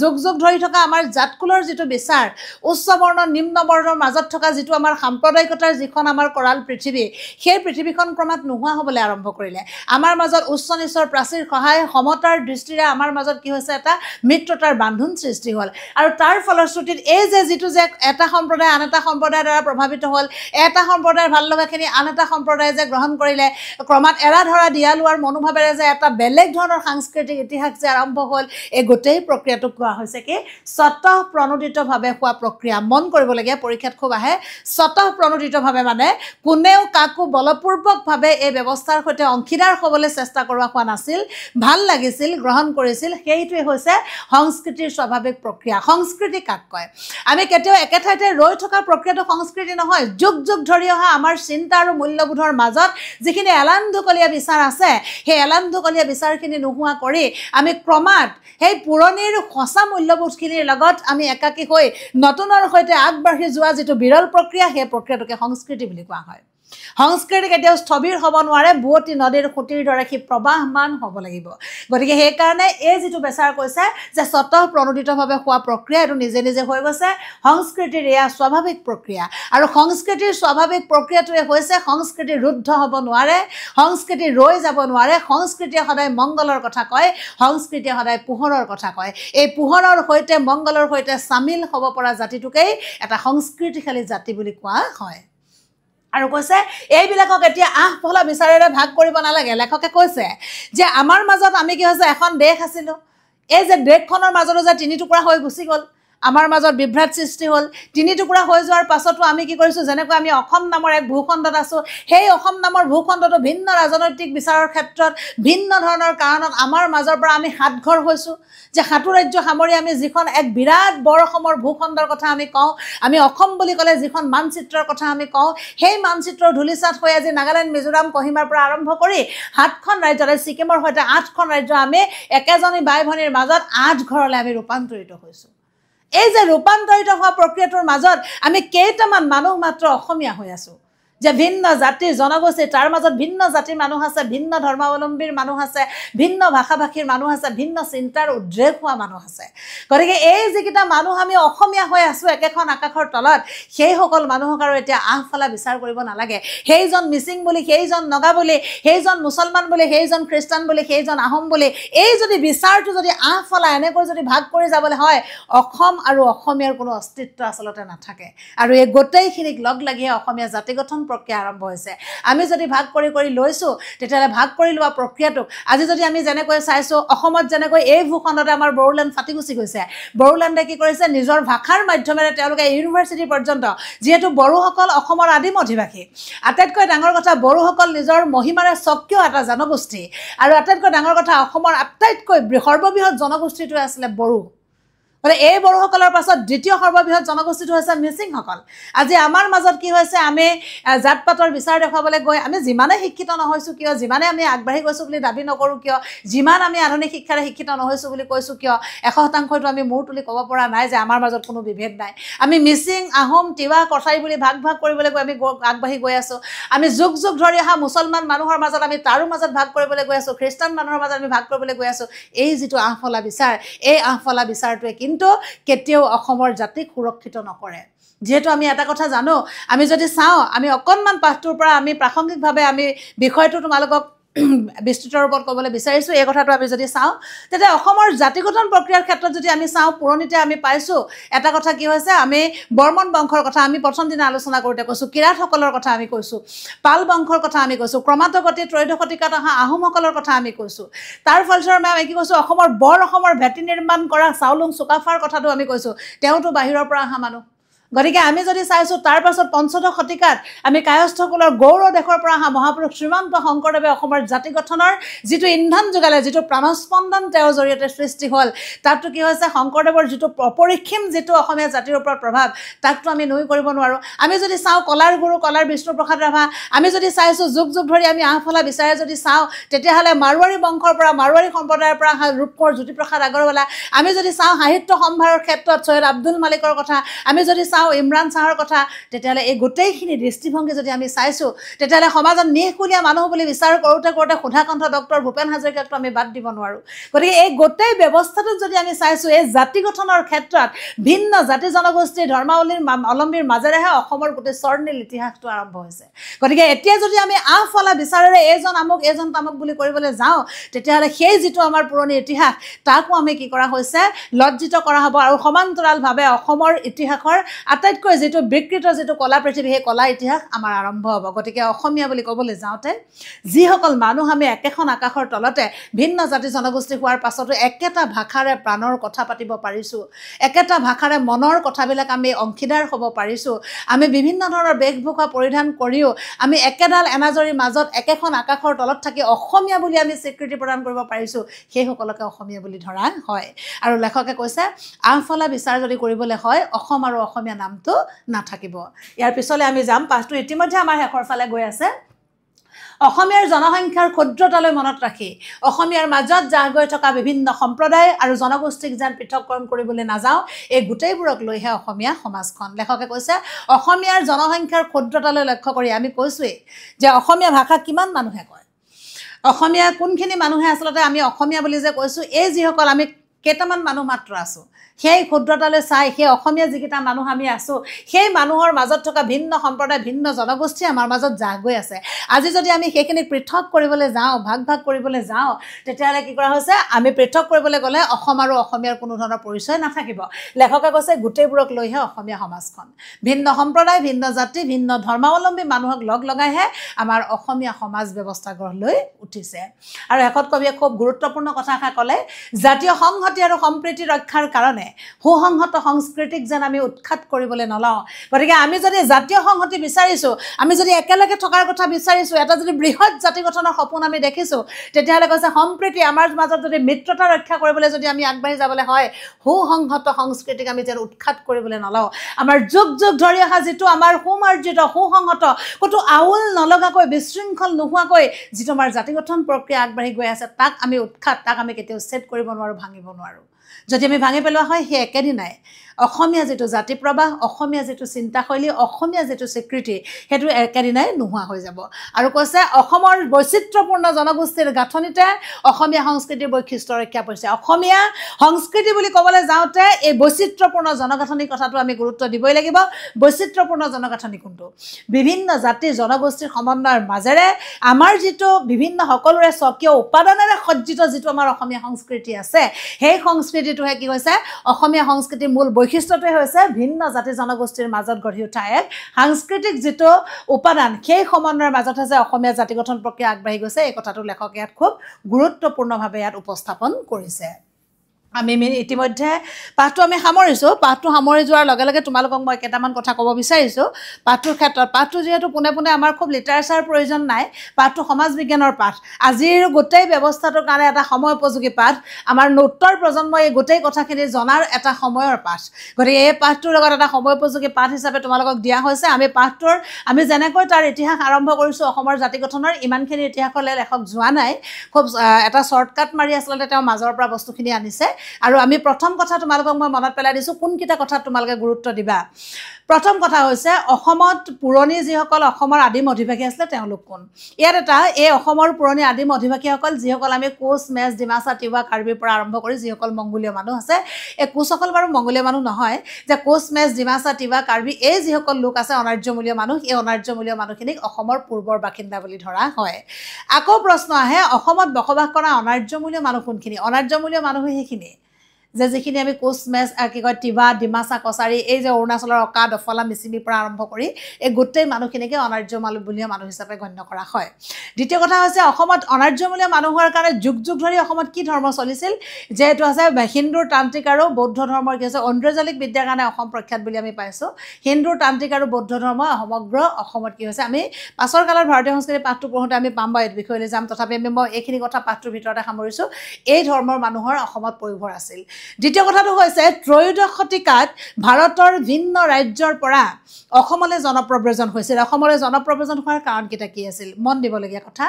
আৰু মই এই যে বিভিন্ন কাৰণকেইটা আছিলে, কিছুমান আহিছিলে যুদ্ধ কৰিবলৈ, আৰু কিছুমানে যুদ্ধবন্দী হিচাপে অসমত থাকি গৈছিল, কিছুমানে ৰজাঘৰীয়া পৃষ্ঠপোষকতাৰ কাৰণে থাকি গৈছিল, কিছুমানে উৎসৱ পাৰ্বণ সংক্ৰান্তত অসমলৈ আহিছিল, তীৰ্থ সংক্ৰান্তীয় কাৰণত অসমলৈ আহিছিলে, পূজা পাৰ্বণৰ ক্ষেত্ৰত অসমলৈ আহিছিলে। এই লোকসকল আহি অসমত কি কৰিলে, এই যে ত্ৰয়োদশ শতিকাৰ যিকেইটা কাৰণত অসমলৈ জনপ্ৰব্ৰজন আহিছিলে, এই জনপ্ৰব্ৰজনৰ এই কাৰণকেইটাতে তোমালোকৰ এটা বৃহৎ বৃহৎ প্ৰশ্নৰ উত্তৰ সোমাই আছে। এই যে লোকসকল আহিলে, এই লোকসকল আহি অসমত কি কৰিলে, যুগ যুগ ধৰি অসমত যিসকল থলুৱা জনগোষ্ঠীয় মানুহে বসবাস কৰিছিলে তেওঁলোকৰ লগত তেওঁলোক চামিল হৈ গৈছিল। কোনো ধৰণৰ কথা নাই, কোনো ধৰণৰ বিতৰ্ক নাই। এই প্ৰব্ৰজিত লোকসকলে অসমীয়া লোকসকলৰ মাজত সমন্বয়ৰ মাজেৰে আগবাঢ়ি আহিলে। সময়ত যিসকল থলুৱা লোক আছিলে সেইসকলেও তেওঁলোকক আদৰি ল'লে। কালক্ৰমত এটা বিৰাট অসমীয়া জাতি গঠন প্ৰক্ৰিয়া আৰম্ভ হ'ল। গতিকে এই কাৰণকেইটা আমি মন দিব লাগে। তাৰ পাছত কি হৈছে, অসমৰ সংস্কৃতি কেনেকৈ ৰূপান্তৰ আহিলে এই লোকখিনি অহাৰ লগে লগে সংস্কৃতিৰ ৰূপ সলনি হ'ল আৰু কোনখিনি ক্ষেত্ৰত ৰূপান্তৰ হৈছে সাজ সজ্জা খাদ্যাভ্যাস অলংকাৰ আচবাব পত্ৰ মানুহৰ চিন্তালৈকে এই গোটেইখিনি ক্ষেত্ৰত পৰিৱৰ্তন আহিছে আৰু এই পৰিৱৰ্তনৰ ক্ষেত্ৰত আমি যদি তাৰ পাছৰ কালত চাওঁ ব্ৰিটিছসকল অহাৰ পাছত অসমৰ ছবিখন কেনেকুৱা হ'ল ব্ৰিটিছসকল অহাৰ পাছত কোনখিনি মানুহ অসমলৈ প্ৰব্ৰজিত হৈ আহিলে আজি অসমত কোনকেইটা মানুহ বাচি আছেগে যাক অসমীয়া বুলি আমি কওঁ আৰু লেখকে এইকেইটা মানুহৰ ওপৰতে নিৰ্ভৰ কৰি গোটেই যে অসমৰ স্বকীয়তাটো যে ৰক্ষিত হৈছে এই কথাখিনি আমি গুৰুত্ব দিব লাগে গতিকে ইয়াৰ পাছৰ পৰ্যায়ত আমি পাঠটোৰ প্ৰশ্নোত্তৰ শিতানলৈ আমি আগবাঢ়ি যাম আৰু আব্দুল সাত্তাৰ দেৱৰ যিটো পৰিচয় আছে আব্দুল সাত্তাৰ দেৱৰ পৰিচয়টো তোমালোকে সকলোৱে মন কৰিবা ইয়াত যে কি হৈছে কেতিয়াবা কি হৈছে কৃষ্ণকান্ত সন্দিকৈ প্ৰসংগকো সংমিশ্ৰণত অসমীয়া সংস্কৃতিৰ দৃষ্টি আৰু সৃষ্টি উদ্ধৃতি সহস্ৰ আদি প্ৰতিখন পুথিয়ে উন্নত মানসম্পন্ন আৰু এইখিনি চাবা আফগানিস্তানলৈ শিক্ষকতা কৰিবলৈ গৈ সেই ঠাইৰ লগত পুৰণি কালৰ পৰা ভাৰতৰ যি সম্পৰ্ক পৰস্পৰৰ মাজত থকা মৰম স্নেহৰ কথা সুন্দৰকৈ বৰ্ণাই লিখিছিল তেওঁ অসম সাহিত্য সভাৰ প্ৰথম সম্পাদক আছিল আৰু 1987 চনত এইজন সাহিত্যিকৰ অকাল মৃত্যু ঘটে গতিকে আব্দুল সাত্তাৰ দেৱৰ এই গ্ৰন্থখিনি মুখস্থ কৰি ডাঙৰ কথা নহয় কেতিয়াবা পৰীক্ষাত কিন্তু কেতিয়াবা আহে দৃষ্টি আৰু সৃষ্টি গ্ৰন্থৰ প্ৰণেতা কোন লাগি যাব খেলি মেলি তেতিয়া গতিকে আমি তেখেতৰ লেখকজনৰ পৰিচয়টোৰ ক্ষেত্ৰত আমি গ্ৰন্থখিনি আৰু তেখেতে এনেকুৱা ধৰণৰ প্ৰশ্নও কেতিয়াবা হয় যে আফগানিস্তানলৈ যোৱা তোমাৰ পাঠ্যক্ৰমৰ অন্তৰ্গত কোনজন লেখক আফগানিস্তানলৈ গৈ শিক্ষকতা কৰিছিল এনেকুৱা ধৰণৰ প্ৰশ্নও কেতিয়াবা আহে তোমালোকে যিহেতু কুৱেশ্যন পেটাৰ্ণটো আজিকালি গম পাইছা যে অসমীয়াত MCQ নাথাকিলেও কিন্তু তাৰ মাজৰ পৰা চুটি প্ৰশ্ন দিয়া যে গোটেই সাৱলীলভাৱে যে আমি পাঠটো পঢ়িবই লাগিব যে সাহিত্যিকজনক যে আমি জানিবই লাগিব এই বিষয়টো কিন্তু এতিয়া খুব গুৰুত্ব দিয়া হৈছে গতিকে কেতিয়াও আমি ৰেডিমেড কুৱেশ্যন আনসাৰ ঠিক কৰি লৈ আমি প্ৰস্তুতি চলাই আমি পৰীক্ষাত কেতিয়াও আমি আগবাঢ়ি যাব নোৱাৰোঁ গতিকে আমি পাঠটোৰ ভিতৰৰ কথাখিনি ধাৰণাখিনি আমি স্পষ্ট কৰি ল'ব লাগে সমান্তৰালভাৱে তাৰ লেখকজনৰ পৰিচয়খিনিও আমি নিতান্তই জনাটো প্ৰয়োজন হৈ পৰে তাৰপিছত আমি যাম গতিকে ইয়াত তোমালোকৰ এনেকুৱা ধৰণৰ কথাও আহিব পাৰে ইয়াত দিছে পাঠবোধটো দিছে একেবাৰে চুটি কথা যে বিভিন্ন ভাষাগোষ্ঠীৰ কলা সংস্কৃতিৰ ৰীতি নীতি একো এৰিব নোৱাৰিবা সংমিশ্ৰণত গঢ়ি উঠা অসমীয়া জাতিটো সাম্প্ৰতিক কালত ভাঙোনমুখী হৈ পৰিছে একতাৰ এনাজৰীয়ে সকলোকে বান্ধি ভাতৃত্ববোধ জাগ্ৰত কৰাত সহায় কৰাৰ বাবে বৰ্তমান সময়ত এই পাঠটোৰ প্ৰাসংগিকতা আছে বিশেষকৈ অসমৰ পটভূমিত প্ৰাচীন কালৰ পৰা ভিন্ন ভাষাভাষী ধৰ্মাৱলম্বী লোকে সমিল মিলেৰে বসবাস কৰি যি সম্প্ৰীতিৰ আদৰ্শত আৰ্হি দেখুৱাই আহিছে সেয়া সকলো সময়তে প্ৰাসংগিক আৰু প্ৰয়োজনীয় হৈ ৰ'ব গতিকে এই কথাখিনি আমি মন কৰিব লাগে যে বৰ্তমান যিটো ভাঙোনমুখী ব্যৱস্থা বৰ্তমান যিটো আমাৰ সাম্প্ৰদায়িকতাৰ যিটো আমাৰ বিষবাস্প সেই বিষবাস্পটোৱে আমাক কেনেধৰণে ক্ৰিয়া কৰিছে আৰু সেই ক্ৰিয়াৰ ফলস্বৰূপে আমাৰ মাজত মানুহৰ মাজত কি চিন্তাৰ উদ্ৰেক হৈছে আমাৰ মানুহবোৰ কেনেকৈ আৱেগিক হৈ পৰিছে কেনেকৈ মানুহবিলাকৰ মাজত এটা সংঘৰ্ষলেখী ৰূপান্তৰিত হৈছে আজিৰ সময়ছোৱাত যদিও বিজ্ঞান প্ৰযুক্তিবিদ্যা আগবাঢ়ি গৈছে যদিও শিক্ষিত মানুহৰ ব্যৱস্থাটো আগবাঢ়ি গৈছে আনুষ্ঠানিক শিক্ষাৰ পুৰামাত্ৰাই সকলোৱে পাইছে বুলি কোৱাৰ পাছতো কিন্তু ইয়াৰ আগত আনুষ্ঠানিক শিক্ষা নথকাৰ আগত মানুহৰ মনবোৰ যিমান সহজভাৱে উদাৰ আছিল আজিৰ পৰিপ্ৰেক্ষিতত কিন্তু সেইটো নহয় গতিকে প্ৰতিজন অসমীয়া মানুহে প্ৰতিটো অসমৰ উত্তৰ প্ৰজন্মই কিন্তু এই কথাটো জনাটো উচিত অসম আৰু অসমীয়া কি আচলতে আৰু নিজৰ যিটো জাতি নিজৰ যিটো ভাষা তাৰ যিটো স্বকীয়তাটো সকলোৱে জনাটো নিতান্ত প্ৰয়োজন সিয়ে আচলতে জাতীয়তাবাদী চেতনা গতিকে তাৰ প্ৰাসংগিক হিচাপে তোমালোকক পাঠটো ইয়াত দিয়া হৈছে তাৰ পাছত তোমালোকৰ কেতিয়াবা এনেকুৱা হয় শব্দাৰ্থবিলাকো কেতিয়াবা মন কৰিবলগীয়া হয় ইয়াত তোমালোকৰ এটা বিশেষ দিছে ডাকৰ ক্ষেত্ৰত কি হয় কেতিয়াবা এই ডাক বোলা শব্দটো কেতিয়াবা তোমালোকৰ শ্বৰ্ট নোট আহে মেট্ৰিক পৰীক্ষাত এটা ব্যৱস্থা আছে মেট্ৰিক পৰীক্ষাত কি হয় কেতিয়াবা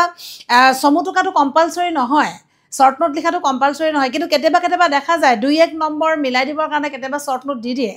শ্বৰ্ট নোটবিলাকৰ মেট্ৰিকত নম্বৰটো 2 কাৰণে দিয়ে তাতকৈ বেছি বা 4 বা 3 কাৰণে শ্বৰ্ট নোট দিয়া ব্যৱস্থাটো নাই 2 নম্বৰ কাৰণে কিন্তু কেতিয়াবা শ্বৰ্ট নোট দিয়ে এই যে ডাক আমি এই কথাটো অকণমান মন কৰিব লাগে যে কিংবদন্তি পুৰুষ ডাকৰ পিতৃ বৰামিহিৰ ব্ৰাহ্মণ আৰু মাতৃ কুমাৰ কুলৰ নাৰী জন্মস্থান বৰপেটাৰ ওচৰৰ লেহিতডঙা গাঁও বুলি কোৱা হয় অসমৰ সামাজিক জীৱনত ডাকৰ বাচনৰ বেদৰ বাণী সদৃশ বুলি কোৱা হয় ডাকৰ বাচনবোৰ ব্যৱহাৰিক জীৱনৰ বহু উপদেশমূলক কথাৰে ভৰা আৰু সৰহভাগ খেতিবাতি বিষয় কৃষিজীৱী মানুহে যুগ ধৰি লাভ কৰা অভিজ্ঞতাৰ বাহক পুৰুষানুক্ৰমে বহুকাল মুখে চলি অহাৰ পিছতেই লিখিত ৰূপ পায় বহুতে কয় ডাক বুলি এজন কিংবদন্তি পুৰুষ আছিলে কিন্তু আচলতে ডাক বুলি কিংবদন্তি এজন পুৰুষ আছিলে বুলি কোনো ধৰণৰ তথ্য বা যুক্তি আছে বুলি ক'ব পৰা নাযায় যিহেতু ডাকৰ বাচনবিলাক যুগ ধৰি মানুহৰ মৌখিকভাৱে আমি যিহেতু পাঠটোত অলিখিত সাহিত্যৰ কথা আমি পাইছোঁ আমি লোকসাহিত্যৰ কথা আমি পাইছোঁ গতিকে ডাকৰ বচনবিলাকো যুগ ধৰি অসমীয়া মানুহৰ মুখে চলি অহা এটা গতিপ্ৰবাহ এক সাহিত্যিক ধাৰা আৰু এই সাহিত্য কোনে কেতিয়া সৃষ্টি কৰিছে তাৰ নিৰ্দিষ্ট এজন মানুহ নাই আমি সকলোৱে জানোৱে যে লোকসাহিত্যৰ কোনো ধৰণৰ ৰচত থাকিব নোৱাৰে যুগ ধৰি মানুহৰ মাজত চলি অহা যিটো মৌখিক সাহিত্য তাকে আমি লোকসাহিত্যৰ আধাৰত গঢ় লৈ উঠা বুলি কওঁ কিন্তু এই ডাকৰ বচনবিলাকৰ জৰিয়তে কিন্তু আমি দেখোঁ যে অসমীয়া মানুহৰ যে অসমীয়া মানুহৰ যিটো পাণ্ডিত্যৰ যিটো পৰিচয়, অসমীয়া মানুহৰ যিটো চিন্তন শৈলী, অসমীয়া মানুহৰ যিটো জীৱন প্ৰবাহ, এই কথাখিনি কিন্তু অতি উন্নতভাৱে লোকসাহিত্যবিলাকত প্ৰকাশ হোৱা দেখা যায়। গতিকে ইয়াত আমি শব্দাৰ্থবিলাক চোৱাৰ উপৰিও কেতিয়াবা এই ডাকৰ বিষয়ে কিন্তু এই কথাটো আমি চোৱাটো প্ৰয়োজন। তান্ত্ৰিক ধৰ্মৰ বিষয়ে দিছে, গোটেই কথাখিনি আমি চাব লাগে। কেতিয়াবা কেতিয়াবা শব্দ অৰ্থবিলাক দিয়ে, আৰু বৌদ্ধ ধৰ্মৰ বিষয়ে আমি সকলোৱে জানোৱে। তাৰপিছত আহিছে লোকগীত। অনাদিকালৰ পৰা মুখে মুখে চলি অহা মৌখিক গীত, লোকগীতৰ আখ্যা দিয়া, উদাহৰণস্বৰূপে নিচুকনি গীত, নাও খেলোৱা গীত, বাৰমাহী গীত, আইনাম, বিয়ানাম, এইখিনি আমি জানো। আইনাম, বিয়ানাম, ধাইনাম, লোকগীত, নাও খেলোৱা গীত, এই গীতবিলাকৰ কোনো ৰচক নাই। এই গীতবিলাক কি হৈছে, যুগ যুগ ধৰি মানুহৰ মাজত মৌখিকভাৱে চলি অহা এটা প্ৰক্ৰিয়া, আৰু ইহঁতক লোকসংগীত বুলি কোৱা হয় বা লোকগীত বুলি ধৰা হয়। তাৰপাছত কেতিয়াবা ইয়াণ্ডাবু সন্ধি সম্পৰ্কেও কেতিয়াবা আহে। ইয়াণ্ডাবু সন্ধি কাৰ কাৰ মাজত হৈছিলে, একেবাৰে এইটো আমি সমাজ বিজ্ঞানতো পাইছোঁ, তথাপি সৰু সৰু কথাই কেতিয়াবা আমনি কৰে। 1826 খ্ৰীষ্টাব্দত ইয়াণ্ডাবু সন্ধি হৈছে, সেই কথাটো আমি লক্ষ্য কৰিব লাগে। তাৰপাছত ইয়াত এটা কি হৈছে, এটা সংস্কৃতি সম্পন্ন জাতিৰ লগত আন এটা সংস্কৃতি সম্পন্ন জাতিৰ যা যোৱাৰ ব্যৱস্থা। মই যদিও পাঠটো তোমালোকক অমুকিয়াই দিয়া হৈছে, কথাখিনি তোমালোকে মন কৰিবা। তাৰপাছত সংস্কৃতিৰ ৰূপান্তৰ ঘটা। সংস্কৃতিৰ ৰূপান্তৰ মানে আমি প্ৰশ্নোত্তৰ শিতানত আছে, আমি আলোচনা কৰি দিম এবাৰ। গতিকে এই কথাখিনি আমি ইয়ালৈকে পাইছোঁ। গতিকে ইয়াৰ পিছৰ পৰ্যায়ত আমি ইয়াৰ যিখিনি প্ৰশ্নোত্তৰ শিতান আছে, আমি প্ৰশ্নোত্তৰ শিতানখিনি আমি ইয়াৰ পাছৰ ক্লাছত আমি প্ৰশ্নোত্তৰ সম্পৰ্কে আলোচনা কৰি দিম।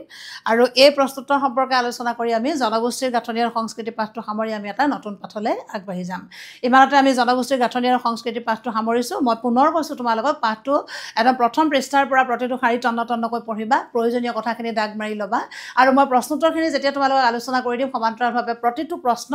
তোমালোকক বুজাই দিবলৈ যত্ন কৰিম। পাঠটো এনেই পঢ়িবলৈ ইমান উজু ঠিক নহয়, কিন্তু কথাখিনি বুজি পাবৰ কাৰণে, কনচেপ্টটো ক্লিয়াৰ কৰিবৰ কাৰণে অলপ অলপ কেতিয়াবা অসুবিধা হয়। গতিকে আমি ইমানতে পাঠটোৰ পৰা সামৰণি মাৰিছোঁ। পাঠটোৰ বিষয়ে পুনৰ আমি লগ পাম। সকলোকে ধন্যবাদ।